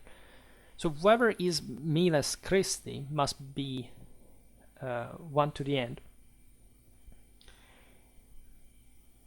independently from earthly authority, and cannot be a miles of anyone or anything else but Christ's in the process. So an absolute standard, you understand how it was sort of unavoidable for the Christians to have societally a Christian empire at the end of the day, a Christian state. Cyprian anticipates Lactantius in this. That was, as you know, another famous writer, rhetor, and apologist living from the mid 3rd century to the first quarter of the 4th. But in Lactantius, even more than in Cyprian, we witness the imposition of a symbological semantic observation, right? The many pages of clear anti-militaristic, which is not anti-military significance, contained in the Divina Institutiones that were written by Lactantius between 304 and 315, and endowed with a vast and not always univocal theme, in fact, do not exclude the use of the warrior language, which in fact characterizes notoriously both the Old Testament and the apocalyptic literature, and which ends up creating, beyond the author's intention, a positive, so to speak, autonomous appreciation of the war phenomenon.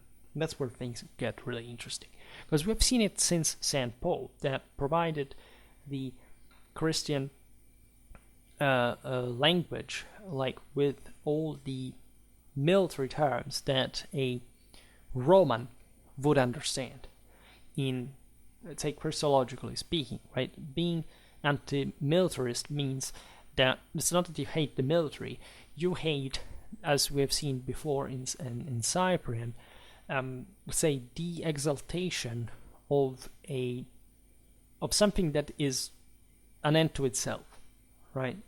If you are, this is to be found, like I have met certain military men themselves that didn't have the palest idea why they were military men, didn't have the palest idea why the military instrument is used politically, what relations it has with society. No, I'm just a meme. I'm a living sort of fidget that, a costume, a cosplay, or whatever, right? I'm like this. I'm that kind of, whichever, like, stereotypes, like societal expression it is. I don't care. I just obey passively. You're not a soldier at that point. You're more like, and very often, in fact, the issue was not blind faithfulness or discipline. These people did not understand much of that. It was rather, I also tried to become a military man myself. I know many good military men, but you can spot the guy who's just like essentially a warrioristically individualistic person who just goes there because he needs a job and doesn't actually give a damn about the entire picture. Most soldiers objectively do not have the capacity to understand why, war is fought, notoriously, nor, depending on the hierarchy, of course, the average private doesn't really understand much strategy at the end of the day. We have also made of professions, starting, from my own included as a historian, like a person who is in doubt, who has that position must fundamentally understand that. Why? How? Like, do you think that every person is infallible in their own field just because they are in that field? Like, you don't just, how much do you want to give for granted, right? How much do you think that you can simply make your life about something without really understanding what it really is? Because that's what it gets down to, like, deresponsibilization, right? This is the main issue we have today, that people, and cosplay, they do not actually work or cultivate themselves. It's just, what do you do? I'm this, like, I have this label here, like, and so Christianity, in trying to recover those spiritual standards of absolute value, objective values, we're saying, like, the military is just a manifestation of the fallen mankind, and so it's not that we have to exalt it in itself, right? Exalting anything fallen is foolish, right? We have to exalt exclusively God, the unitary principle, the only one that works, so that ideally in God we will never have war, right? By definition. And so, yes, we have to make war, but we do not have to exalt war per se, or the military per se, or that kind of lifestyle per se, or whatever. We have to actually understand how to use it best, because God gives power to those who actually know how to use it best. And that's why civilizations are superior to like barbarity, because they are intrinsically superior, morally and consequently militarily. Right? The proof is that we have increased our destructiveness, and so civilizations are also quite delicate things to maintain. Right? They require much great work, and that's why, we are so thoroughly committed to certain principles. And many people do not understand that when you start mistaking like one element of it for the whole, or you again lose track of God, you start becoming weaker. Also from a military point of view, and you go really nowhere with this. Lactantius naturally does not elude, for this very reason, from the merely symbolic point of view of war appreciation. Right, the two poles of Lactantius' theme are, so first of all, a continuously underlined dualism between God and the devil, and in man between good and evil, which have to do with self-actualization. In other words, anything that is not God and yourself is not, right? The possibility, of course, mankind is fallen, so it's not God, literally, but the point of the same hero, of the same dragon slayer of St. George, and of course the military symbolism is constant rebirth, right, through the sacrifice of yourself, which is exactly what Christ incarnated, right? That's important to stress. It's not a dualistic heresy we're talking about here. God transcended the flesh, right? And spiritually, we all come back one. We are resurrected in the flesh. Incredibly important, especially like for a military man who does feel the burden, but also the power of the flesh that is all one with the spirit. All right. The other theme in Lactantius is the desire that derives from this dualism to write a treatise that can once and for all clear away the field of refutations and demonstrate at the same time the intrinsic total goodness of Christianity and the intrinsic total wickedness of paganism, which in his times that were essentially in the last years in which he wrote this, Christianity had been legalized, right, by Constantine, and this is, Milan, the Edict of Milan 1313. So just imagine like the moment of debate, of struggle, and final also satisfaction. You have to see the end of the persecution, the affirmation of Christianity at a very high level, like an imperial court, and so you understand the aim of a work like this. If you don't contextualize it in those years,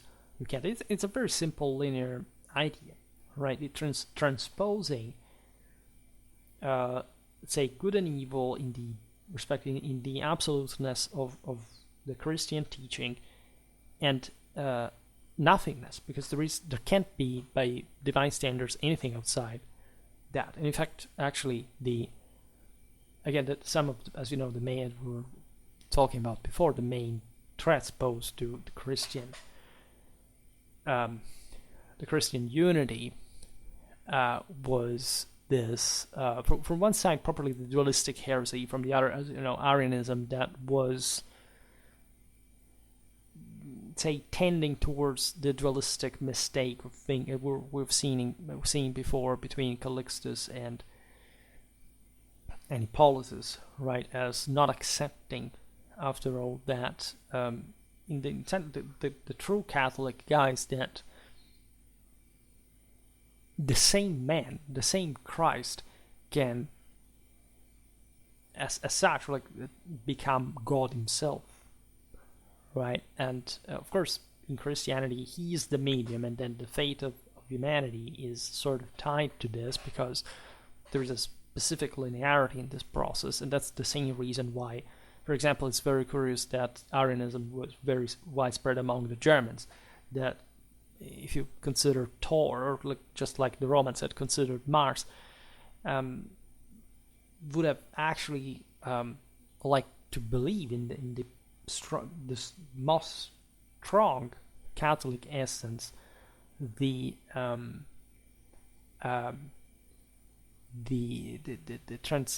capacity of transcending divine. Have you ever thought why that was not the case? Well, the idea is that if these guys were tendentially fighting against the empire, we're also proclaiming that, okay, you can't make it alone. It's a sort of proto-Protestantism. It's like idea like that Christ is essentially just more like a guy, whereas God is something else. This increases the distance between God and man. It subordinates the latter to the former, which is against a bit the stereotype of self-actualization and sort of assertive, also very often anti-Christian attitude that neo-pagans that today that do not really have, in fact, much of anything of their own actual history and blame Christianity on everything are actually very often proposing, right? And if anything, at that point, the Catholic tradition was doing the exact opposite. It still does. It still promised that works do work, right? And that mankind shouldn't just throw in the towel and say, okay, that's just Christ will think about it. Now let's do nothing. This is a very interesting perspective that I sort of matured just from the last couple of years, but we will surely come back on it.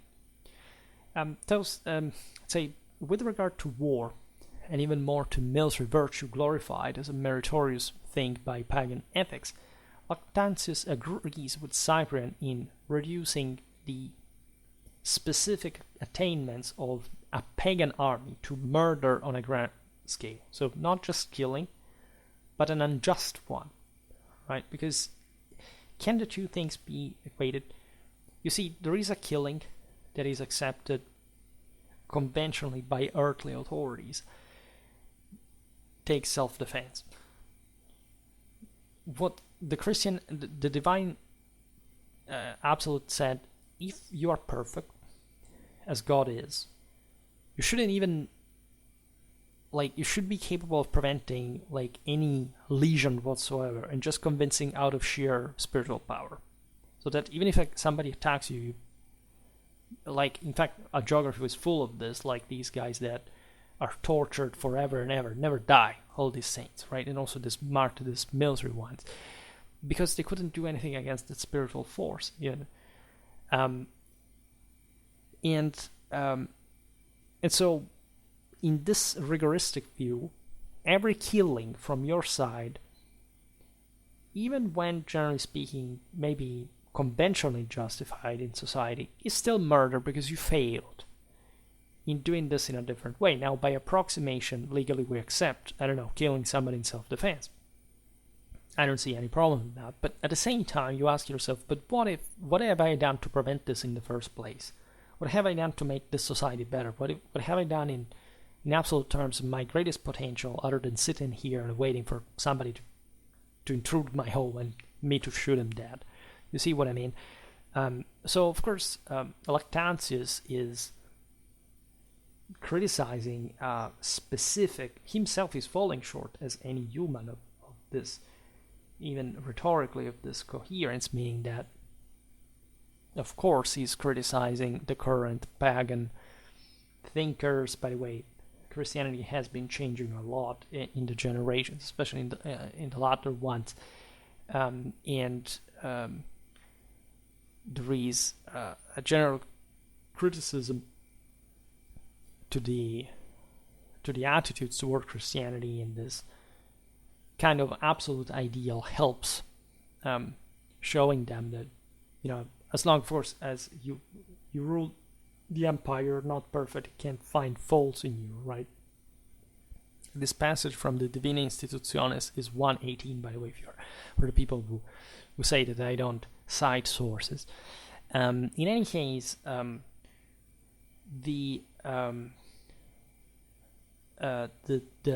is also an agreement between Lactantius and Cyprian as far for example, the denial that there is a qualitative difference between the two things because of the absolute standards that we just explained. Also in affirming that the pagans err in calling actions of valor what are nothing other than wickedness and crimes, when evidently these are, right? And the reason is that they are pagan. Not that actually some of them are carrying out heroic deeds for, saying, I don't know, defending Catholic unity, and because the enemies are scumbag, but what they actually, this Christian apologists are actually pointing out is that, yeah, that would be fine if these actions were not overtly celebrated, right? For example, the idea that killing was a sin. It actually existed in paganism, right? It didn't differ actually from a Christian one, but again, the Christians reinforced this to a degree of, let's fix as a standard the fact that this is a sin, that you're actually putting down some life because you're not able to transcend otherwise. Remember that, I don't know, think about the Mitraic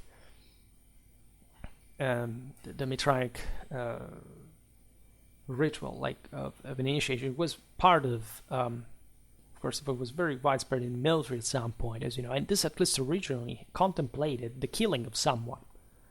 Like, at least, this is not documented for actual, like in these times, etc. But the idea behind all of this is that you had to sacrifice somebody. You had essentially to fight against, in a duel, right? That was the point. And so shedding blood, because without that you could not ever understand how much it takes to actually handle yourself and succeeding as the ultimate proof to prevail, right?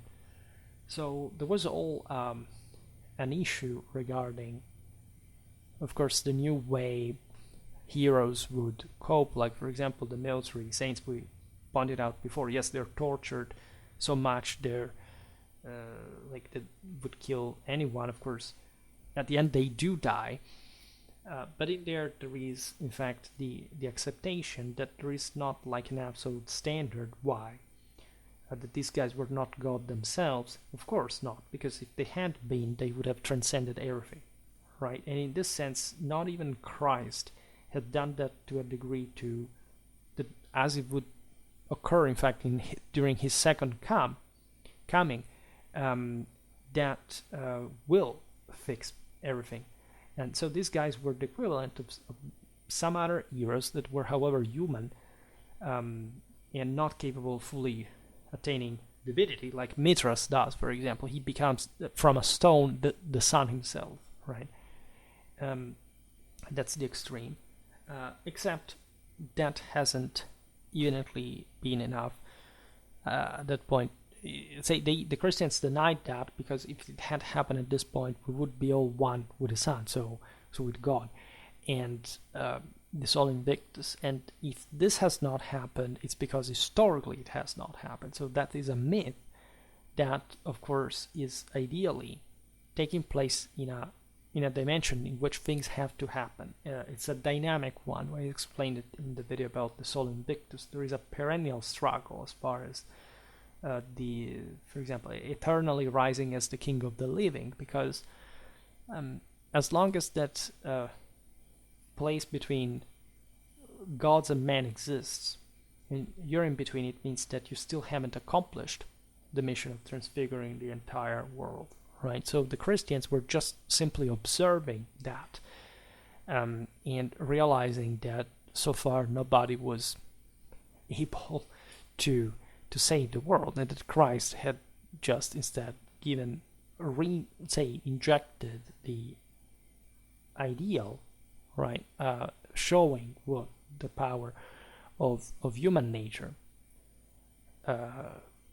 is, because it's not just about the divinity as such. It's the spark of which is in fact present potentially in all of us, right? Christ is just like us, so he was exemplifying how that standard can be attained, right? And this doesn't go without some transfiguration of mankind in the process.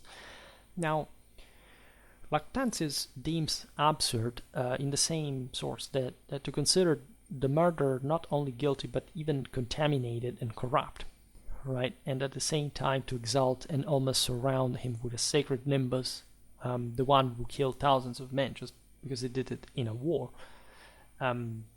this is, of course, a bit of an extremistic idea, but again, it's just like what Cyprian was saying. Like, let's remember that when look at war, yes, you can say, oh my god, you were a hell of a soldier, you really were well trained and good, etc. But the question is, why are you ultimately doing it?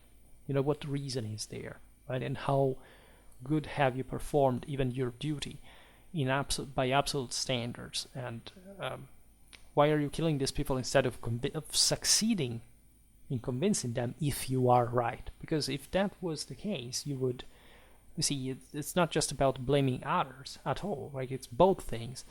In tradition, if you are superior, you are immediately manifest like divine truth, right? It's like why, I don't know, Longinus converts, as he literally sees again that, and Christ had not done anything to convince him in that regard, if not, say, in a forced sense. He had just existed, right, and proven with his actions what was deemed, and he had not been violent against him. So the idea is, why do you recur to violence? It's just sort of the quickest reaction, but it also destroys life. So is there a better way to do it, right?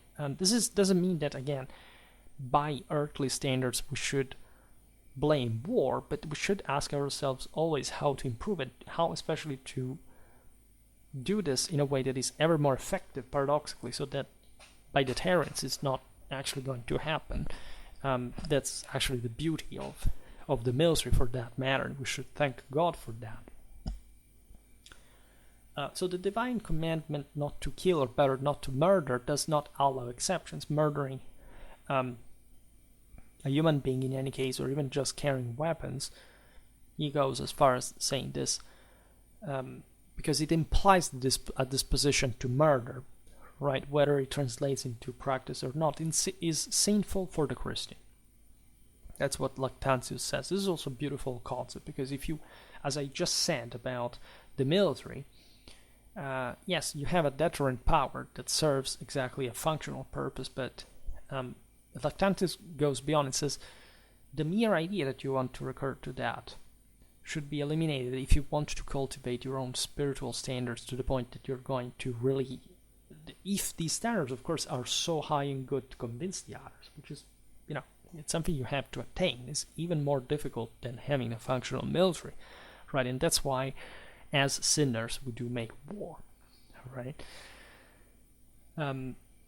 So you understand it's a very strict prohibition.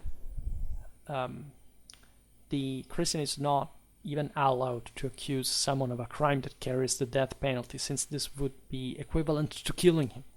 So this is actually very, very, it's extreme, because it basically entails, you can do it with everything in theory, but it entails that, like, if you can win a person back to the world, why should you kill the person, right? So this is the same with the idea of death penalty. Why does death penalty exist? Is there a better way to fix that or not? We can say that we can say there is some acceptance of that to some standards. These standards are always human. And Lactantius says, what if you don't take human but divine standards? What if you can be as powerful as God, or infinitely come closer to that? How would the world look like? That's a legitimate question. That's the entire point of Catholicism. And in fact, in this, we have always to wonder, to what extent was an author like Lactantius adverse to war? Right? Because writing in an age of upheavals and painful trials for the entire Roman world, and for Christians in particular, yes, but still, like barbarian invasions, etc., Lactantius had his eyes fixed on the future palingenesis, of course, so the final victory of Christ, and there's a judgment in the end. So the apocalyptic terms also in which he describes this awaited hour are anything but purely symbolic. You had to be ready for that second coming. And you should have proven, that's the value of works, that you had sort of gotten the question. Because again, faith does translate itself immediately into works, into reality, right? Being weak, poor, powerless is a fruit of sin, right? It's not a fruit of, poor dear, just, you see, like certain currents of Protestants, God decided that, and you just have to go with that in a passive sense. You have not been capable of doing that.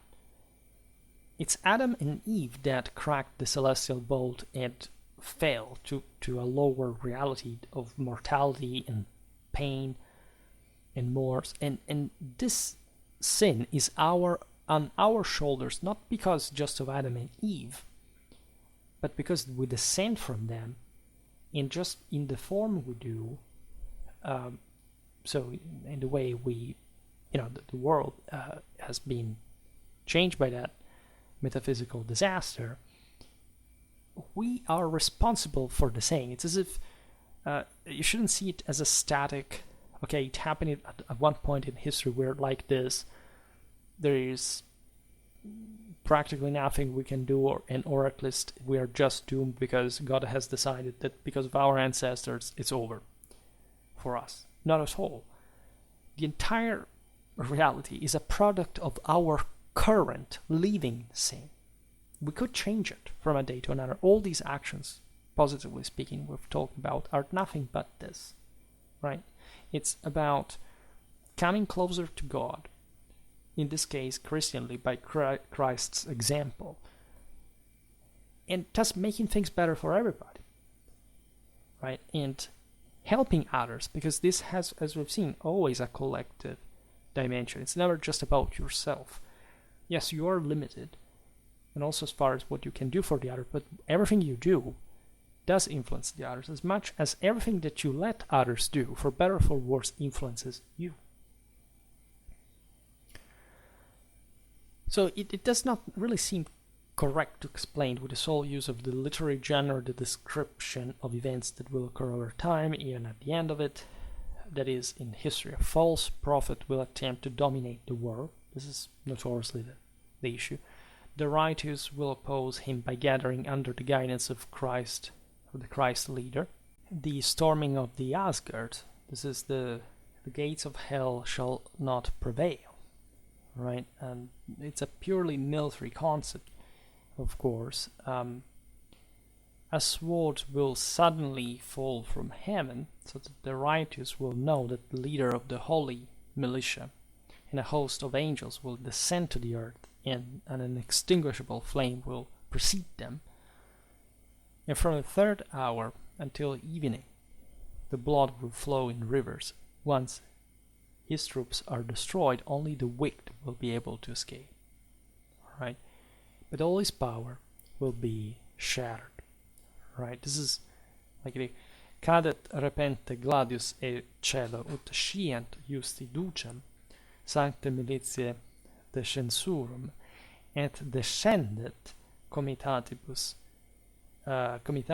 angelis in medium terrae et antecedet eum flamma inextinguibilis et concidetur ab hora tertia usque in vesperum et fluet sanguis more torrentis deletis omnibusque copiis in pius solus effuget et peribit ab eo virtus sua. Right?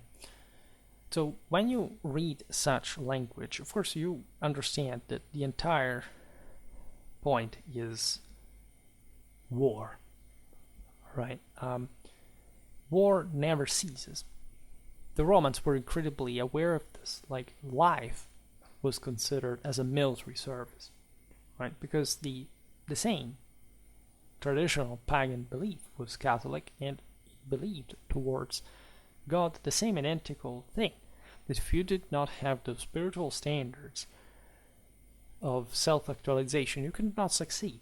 This was extremely clear in archaic times. By the Christian times, we didn't talk about this. Of course, there was a sort of populistic fortestator materialistic superstition. I sacrifice to a statue, and so things happen.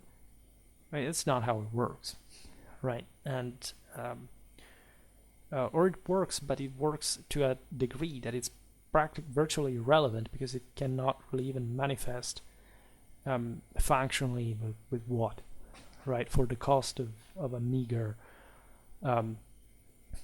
like, object, like of incense or something that you burn in a while. What do? Right, it's a little tip for doing what? You think the world is going to be saved like that?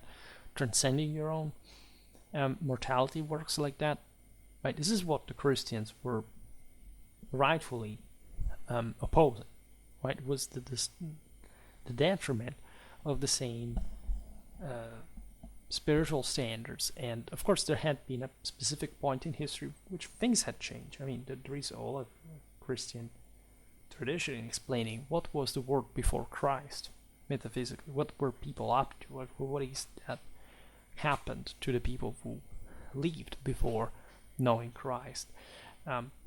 Something we will talk at some point about as well. So the reversal of the story is, after 1,000 years, the Antichrist will rise all the people, and there will be new wars, new suffering, new persecutions. The righteous will have to hide and let the wicked fight and kill each other. Right? Only at that point will peace come, and therefore universal judgment. So it's actually like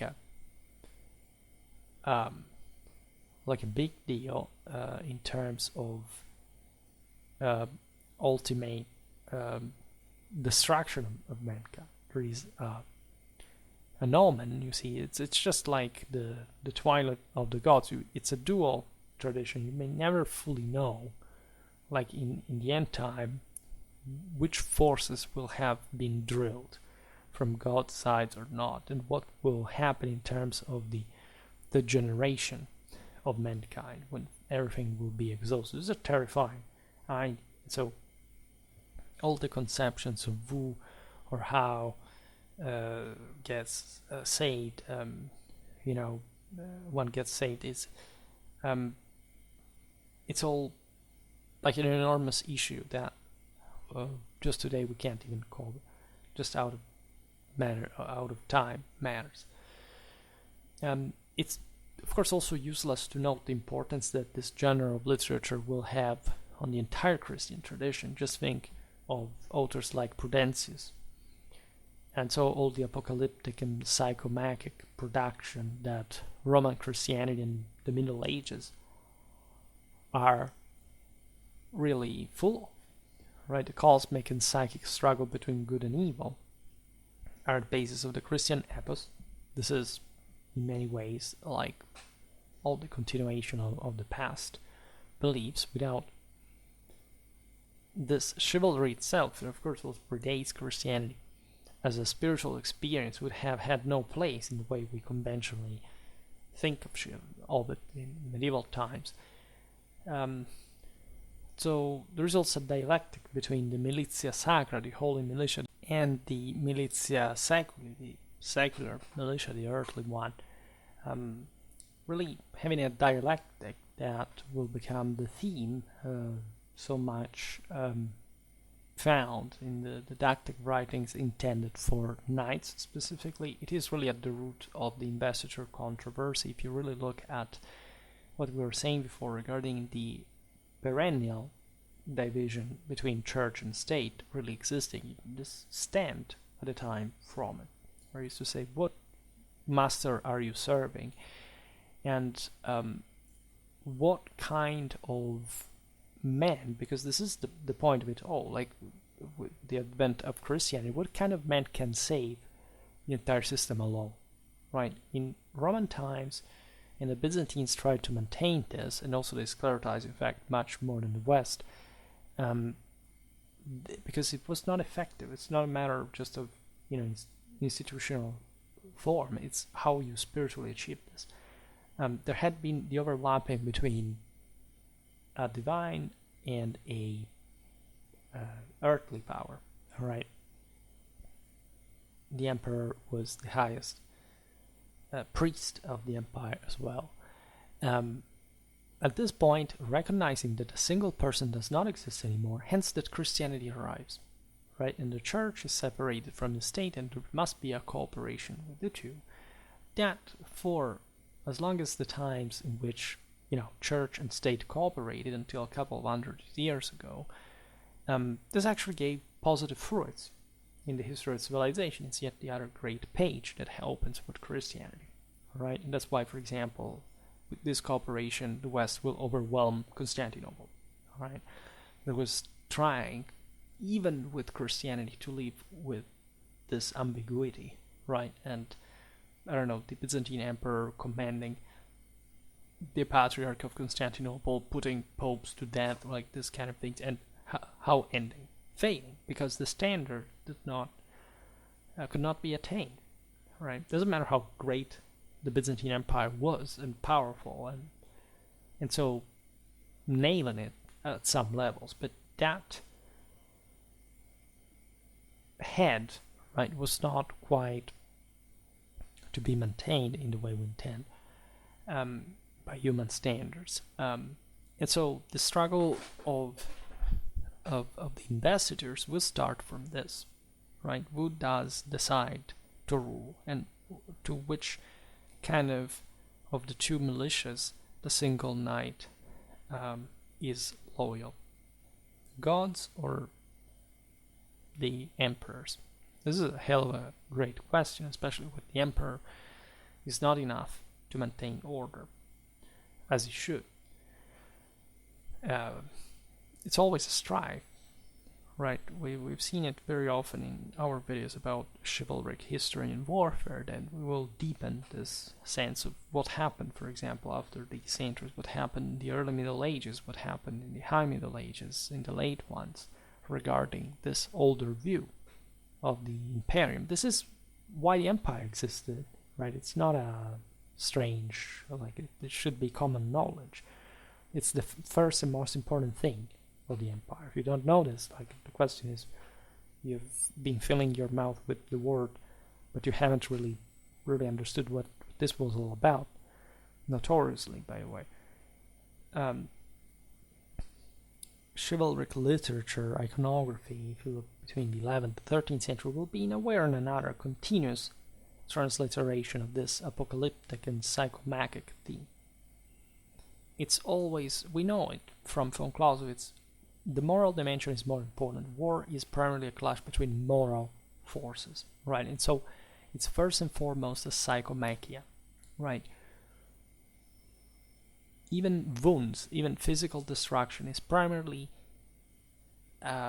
so because of the effect on psyche, right? A weapon kills wounds even before doing so in a material sense. And that's why you must train that side of the story. That's also what Buddhism was doing. A Buddha that was, a warrior himself in his past vests, and that had received all that training and knew how to do that, and realized that in the way the system had sclerotized, nobody was a hero to be able to win between birth to fall anymore. So there had to be a deep reflection and a reaffirmation of spiritual standards, and that's what Christianity was really about, right? So although this all does not belong, if not indirectly, to the thought of Lactantius, but rather to its distant results, right, in the chivalric dimension, in any case, it results from it that the equation between war and murder and the prohibition formulated for Christians of both the former and the latter are values which depend on the single thread of the two that you follow, but that must always go in tandem, ideally.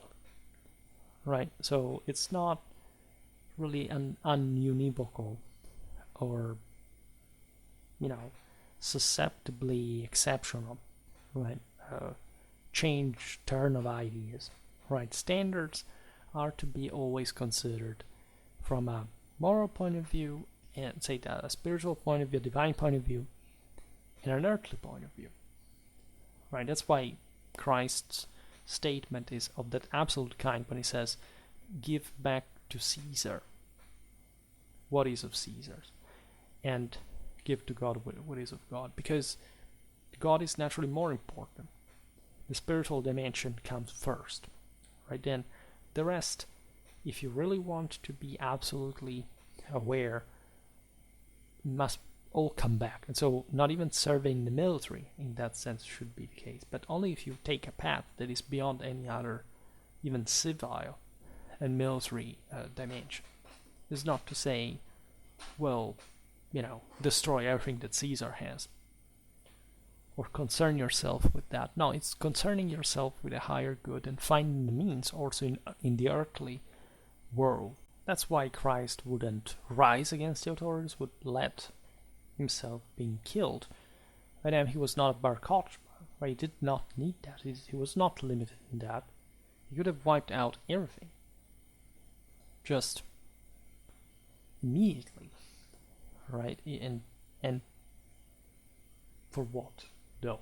Like, not giving mankind the chance of making it. As he was committed in this, like, it wasn't like easy, just you see, what does it mean to be the Son of God? Exactly how we call Christ as well the Son of Man, right? His endeavor was fully human, right? The divinity coexisting, because he was able to achieve that. It's not much God that vindicates him by resurrecting him. He achieves that, right, through God's grace as well at the same time, right? So this concept is often neglected, right? So what we talked about before, that is the charismatic war led by the Christ leader against the hordes of the Antichrist, it is of course in all this Christian tradition real war. It's not a metaphoric one. War must be fought. You cannot live without fighting a war, right? It's literally conceived, as we've seen, in physical spaces at times, and it interrupts, or rather resolves, in fact, the tu non occides, meant again, you shall not murder, because the forces you're fighting there are, in a sense, your own ones, right? It's something that transcends like a normal context, like the current one, but it's gravid with the necessity of eliminating the violently through transfiguration and self-elevation, this terrifying side of yourself, right? So until the charismatic war, of course, the unjust will benefit from the time of mercy as well. Like, it's not that, you see, of course, as you have understood, Christianity has nothing to do with pacifism, right? Letting somebody get away with a sin, it's not a positive thing, Christianly speaking. If you have to kill him in order to avenge it, there is some positive dimension in that. Possibly it's even going to supersede killing in itself. There is, of course, however, this concept of mercy prevailing, by saying, like, if during the time in which you have not been punished, you have the opportunity to repent, right? You shall enjoy the fruits of this. Naturally, repenting from what, right? There is not a state in which you're fully repented from everything, otherwise you would be God yourself. So lots of bad things can happen really to anyone, And the idea is that we have desensitized ourselves completely to the understanding of what is happening to us. I mean, people look at tragedies of any kind and say, oh, it's somebody else's fault, or why did this happen, or whatever. And they don't realize that we have been cancelled for our brains in a completely anti-traditional way. The fact that we bear the sins of our ancestors that live in our blood, right? We are actively of the kind that has sinned. And we carry sin with ourselves, and we do have the capacity of transcending that. But we are at a point at which we're not even aware that this is a thing. And so we think that what normally happens, like even an illness, an ultimate death, is just, oh my god, it's so unfair. But have you thought why you are even here, or why is your condition the following? Of course, if you live just in deterministic materialism, you will never think that there is a purpose of any kind. And that will help you to do what? To put patches on this, but to solve the issue, to transcend mortality. Of course, Christianity says that there is like a path to this, and that unfortunately we have lost one dimension of the capacity. We have lost it by our fault, right? Our dimension of the capacity of acting, let's say. But the point being that there is a medium who has interceded for us, and that is in fact the same humankind, after all, has done so by the divine nature as well. But the two things would have, say, that this could have not happened without the other. Entailing also, of course, that we have the possibility of getting God's grace in that transfiguring capacity. Otherwise, you wouldn't understand even why, I don't know, saints make miracles, right? And so they transcend what we consider conventionally the normal, like, state of being, of human being, right? Human meaning dirty in Latin, in case you wonder. It means belonging to the earth. So it's not a compliment, right? The idea is that, of course, justice will inexorably come if you believe in God. That's the yet other Christian faith. It's not an element that is often misunderstood. It's not that Christianity states that now God takes care of that, simply like it, right? You must contribute to it. You must have blind faith in the fact that God will win. If you don't have it, right, that may not happen, right? This is why the church is so important, and its ecumenic nature, its Catholic nature, right? And that's yet another thing that's being lost uniquely in the primal meaning of the saying, for reasons of hubris that have nothing to do with the ultimate purpose of divine conquest of the world by the side of the ruler, blessed by God himself.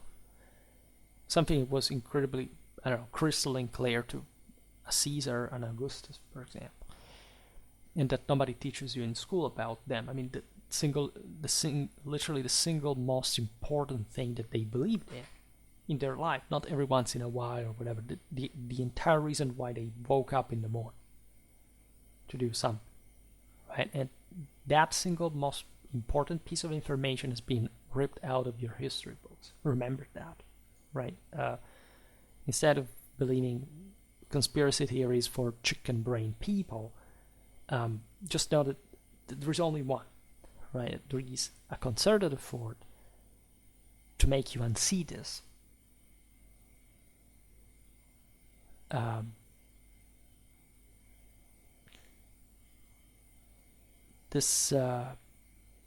There are also many different implications. The future time for humanity, like everything that reaches the end of existence for the individual will happen, right?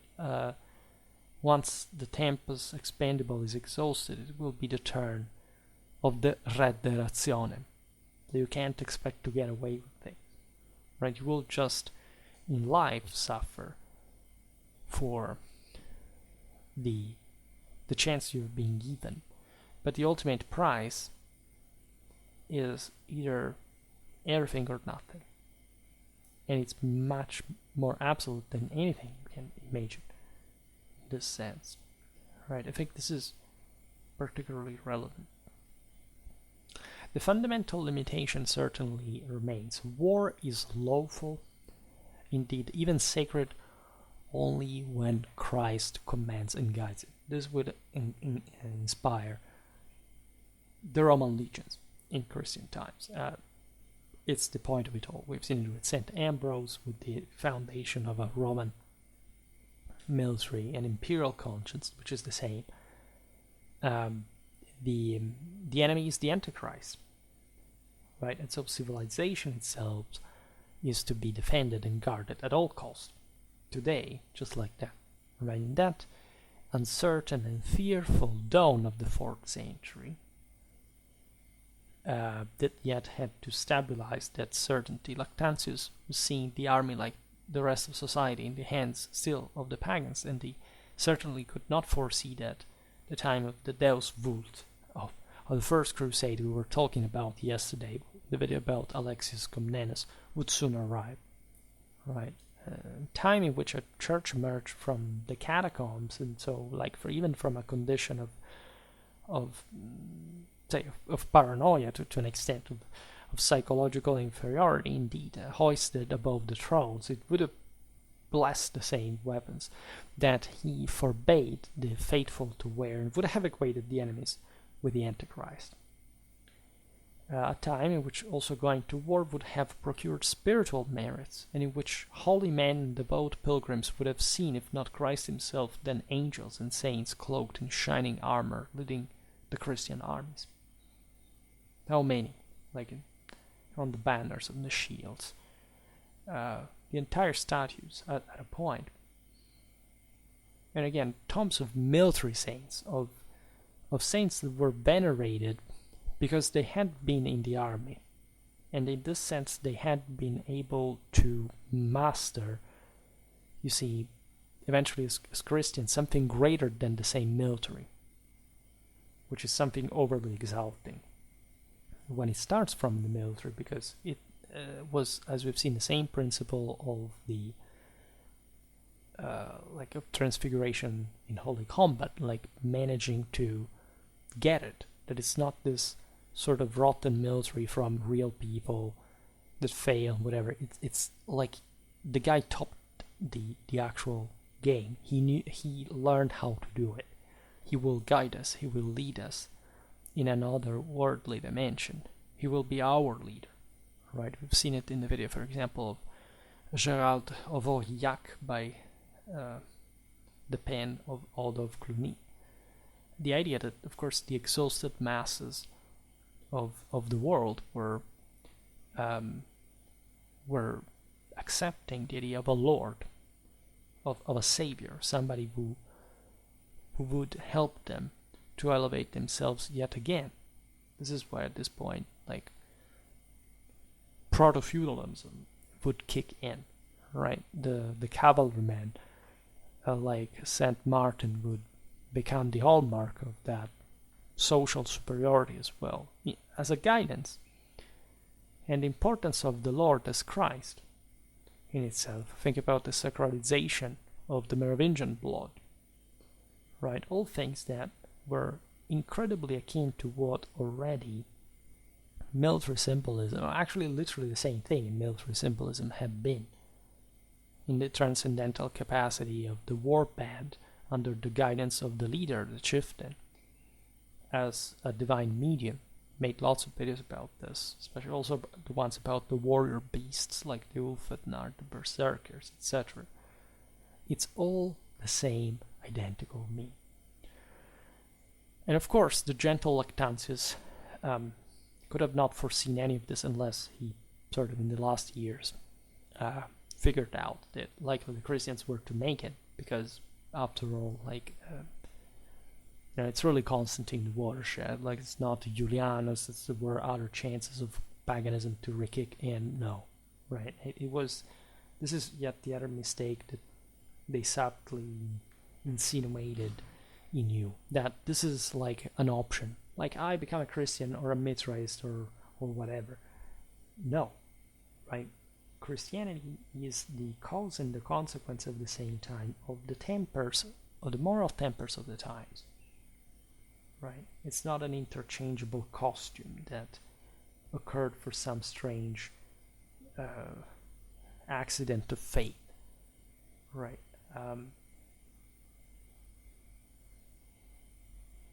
We will talk about this too, anyway, because of course everything is decided, but individually, but the dynamics by which it happened, that people always say, oh my god, let's make the what if Christianity had been stopped. Like, have you ever thought why Christianity affirmed itself in the first place?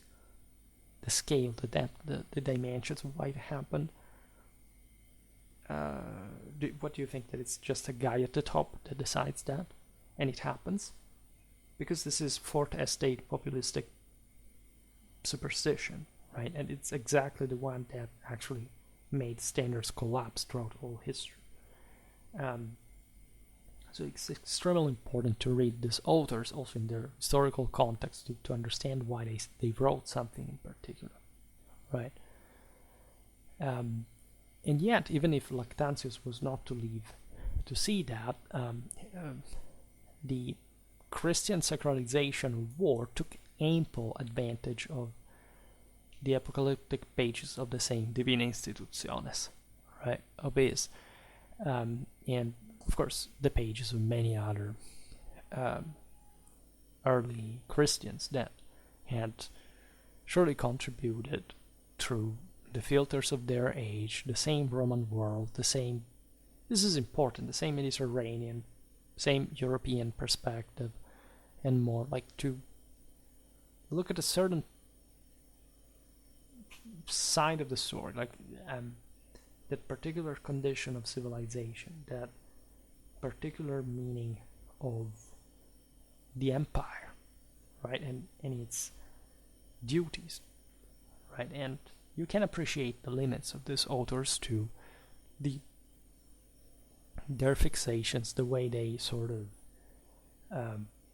instrumentalized even a certain topic just to express their concerns for the present, the criticisms, etc. So this is all something which we will hopefully look at in other videos. Again, there is a Christian history playlist, check it out if you have never sort of concerned yourself with these topics. I know that may sound disconcerting in the way I present them if you've never really heard of this version, but there is really no other way to see this. Like, this is the only coherent this is the only, again, this is not an option either, this is the only way they existed. Then the other version is just like the one we normally are told, that is just, these things happen, but let's not ask for which reason, because that's literally how they teach it to you. They teach you maybe in depth the single things, but why they happen overall, zero. That's something that I immediately spot in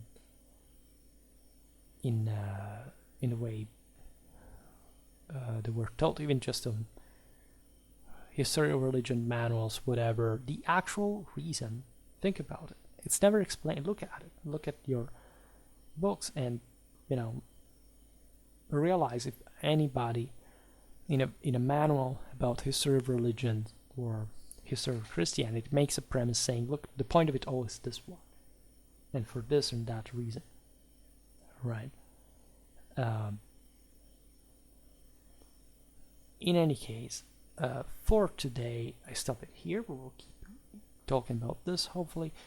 I just hope that you enjoyed this video. If you did, please share it. Otherwise, leave a like or subscribe to my channel if you're interested in my upcoming content.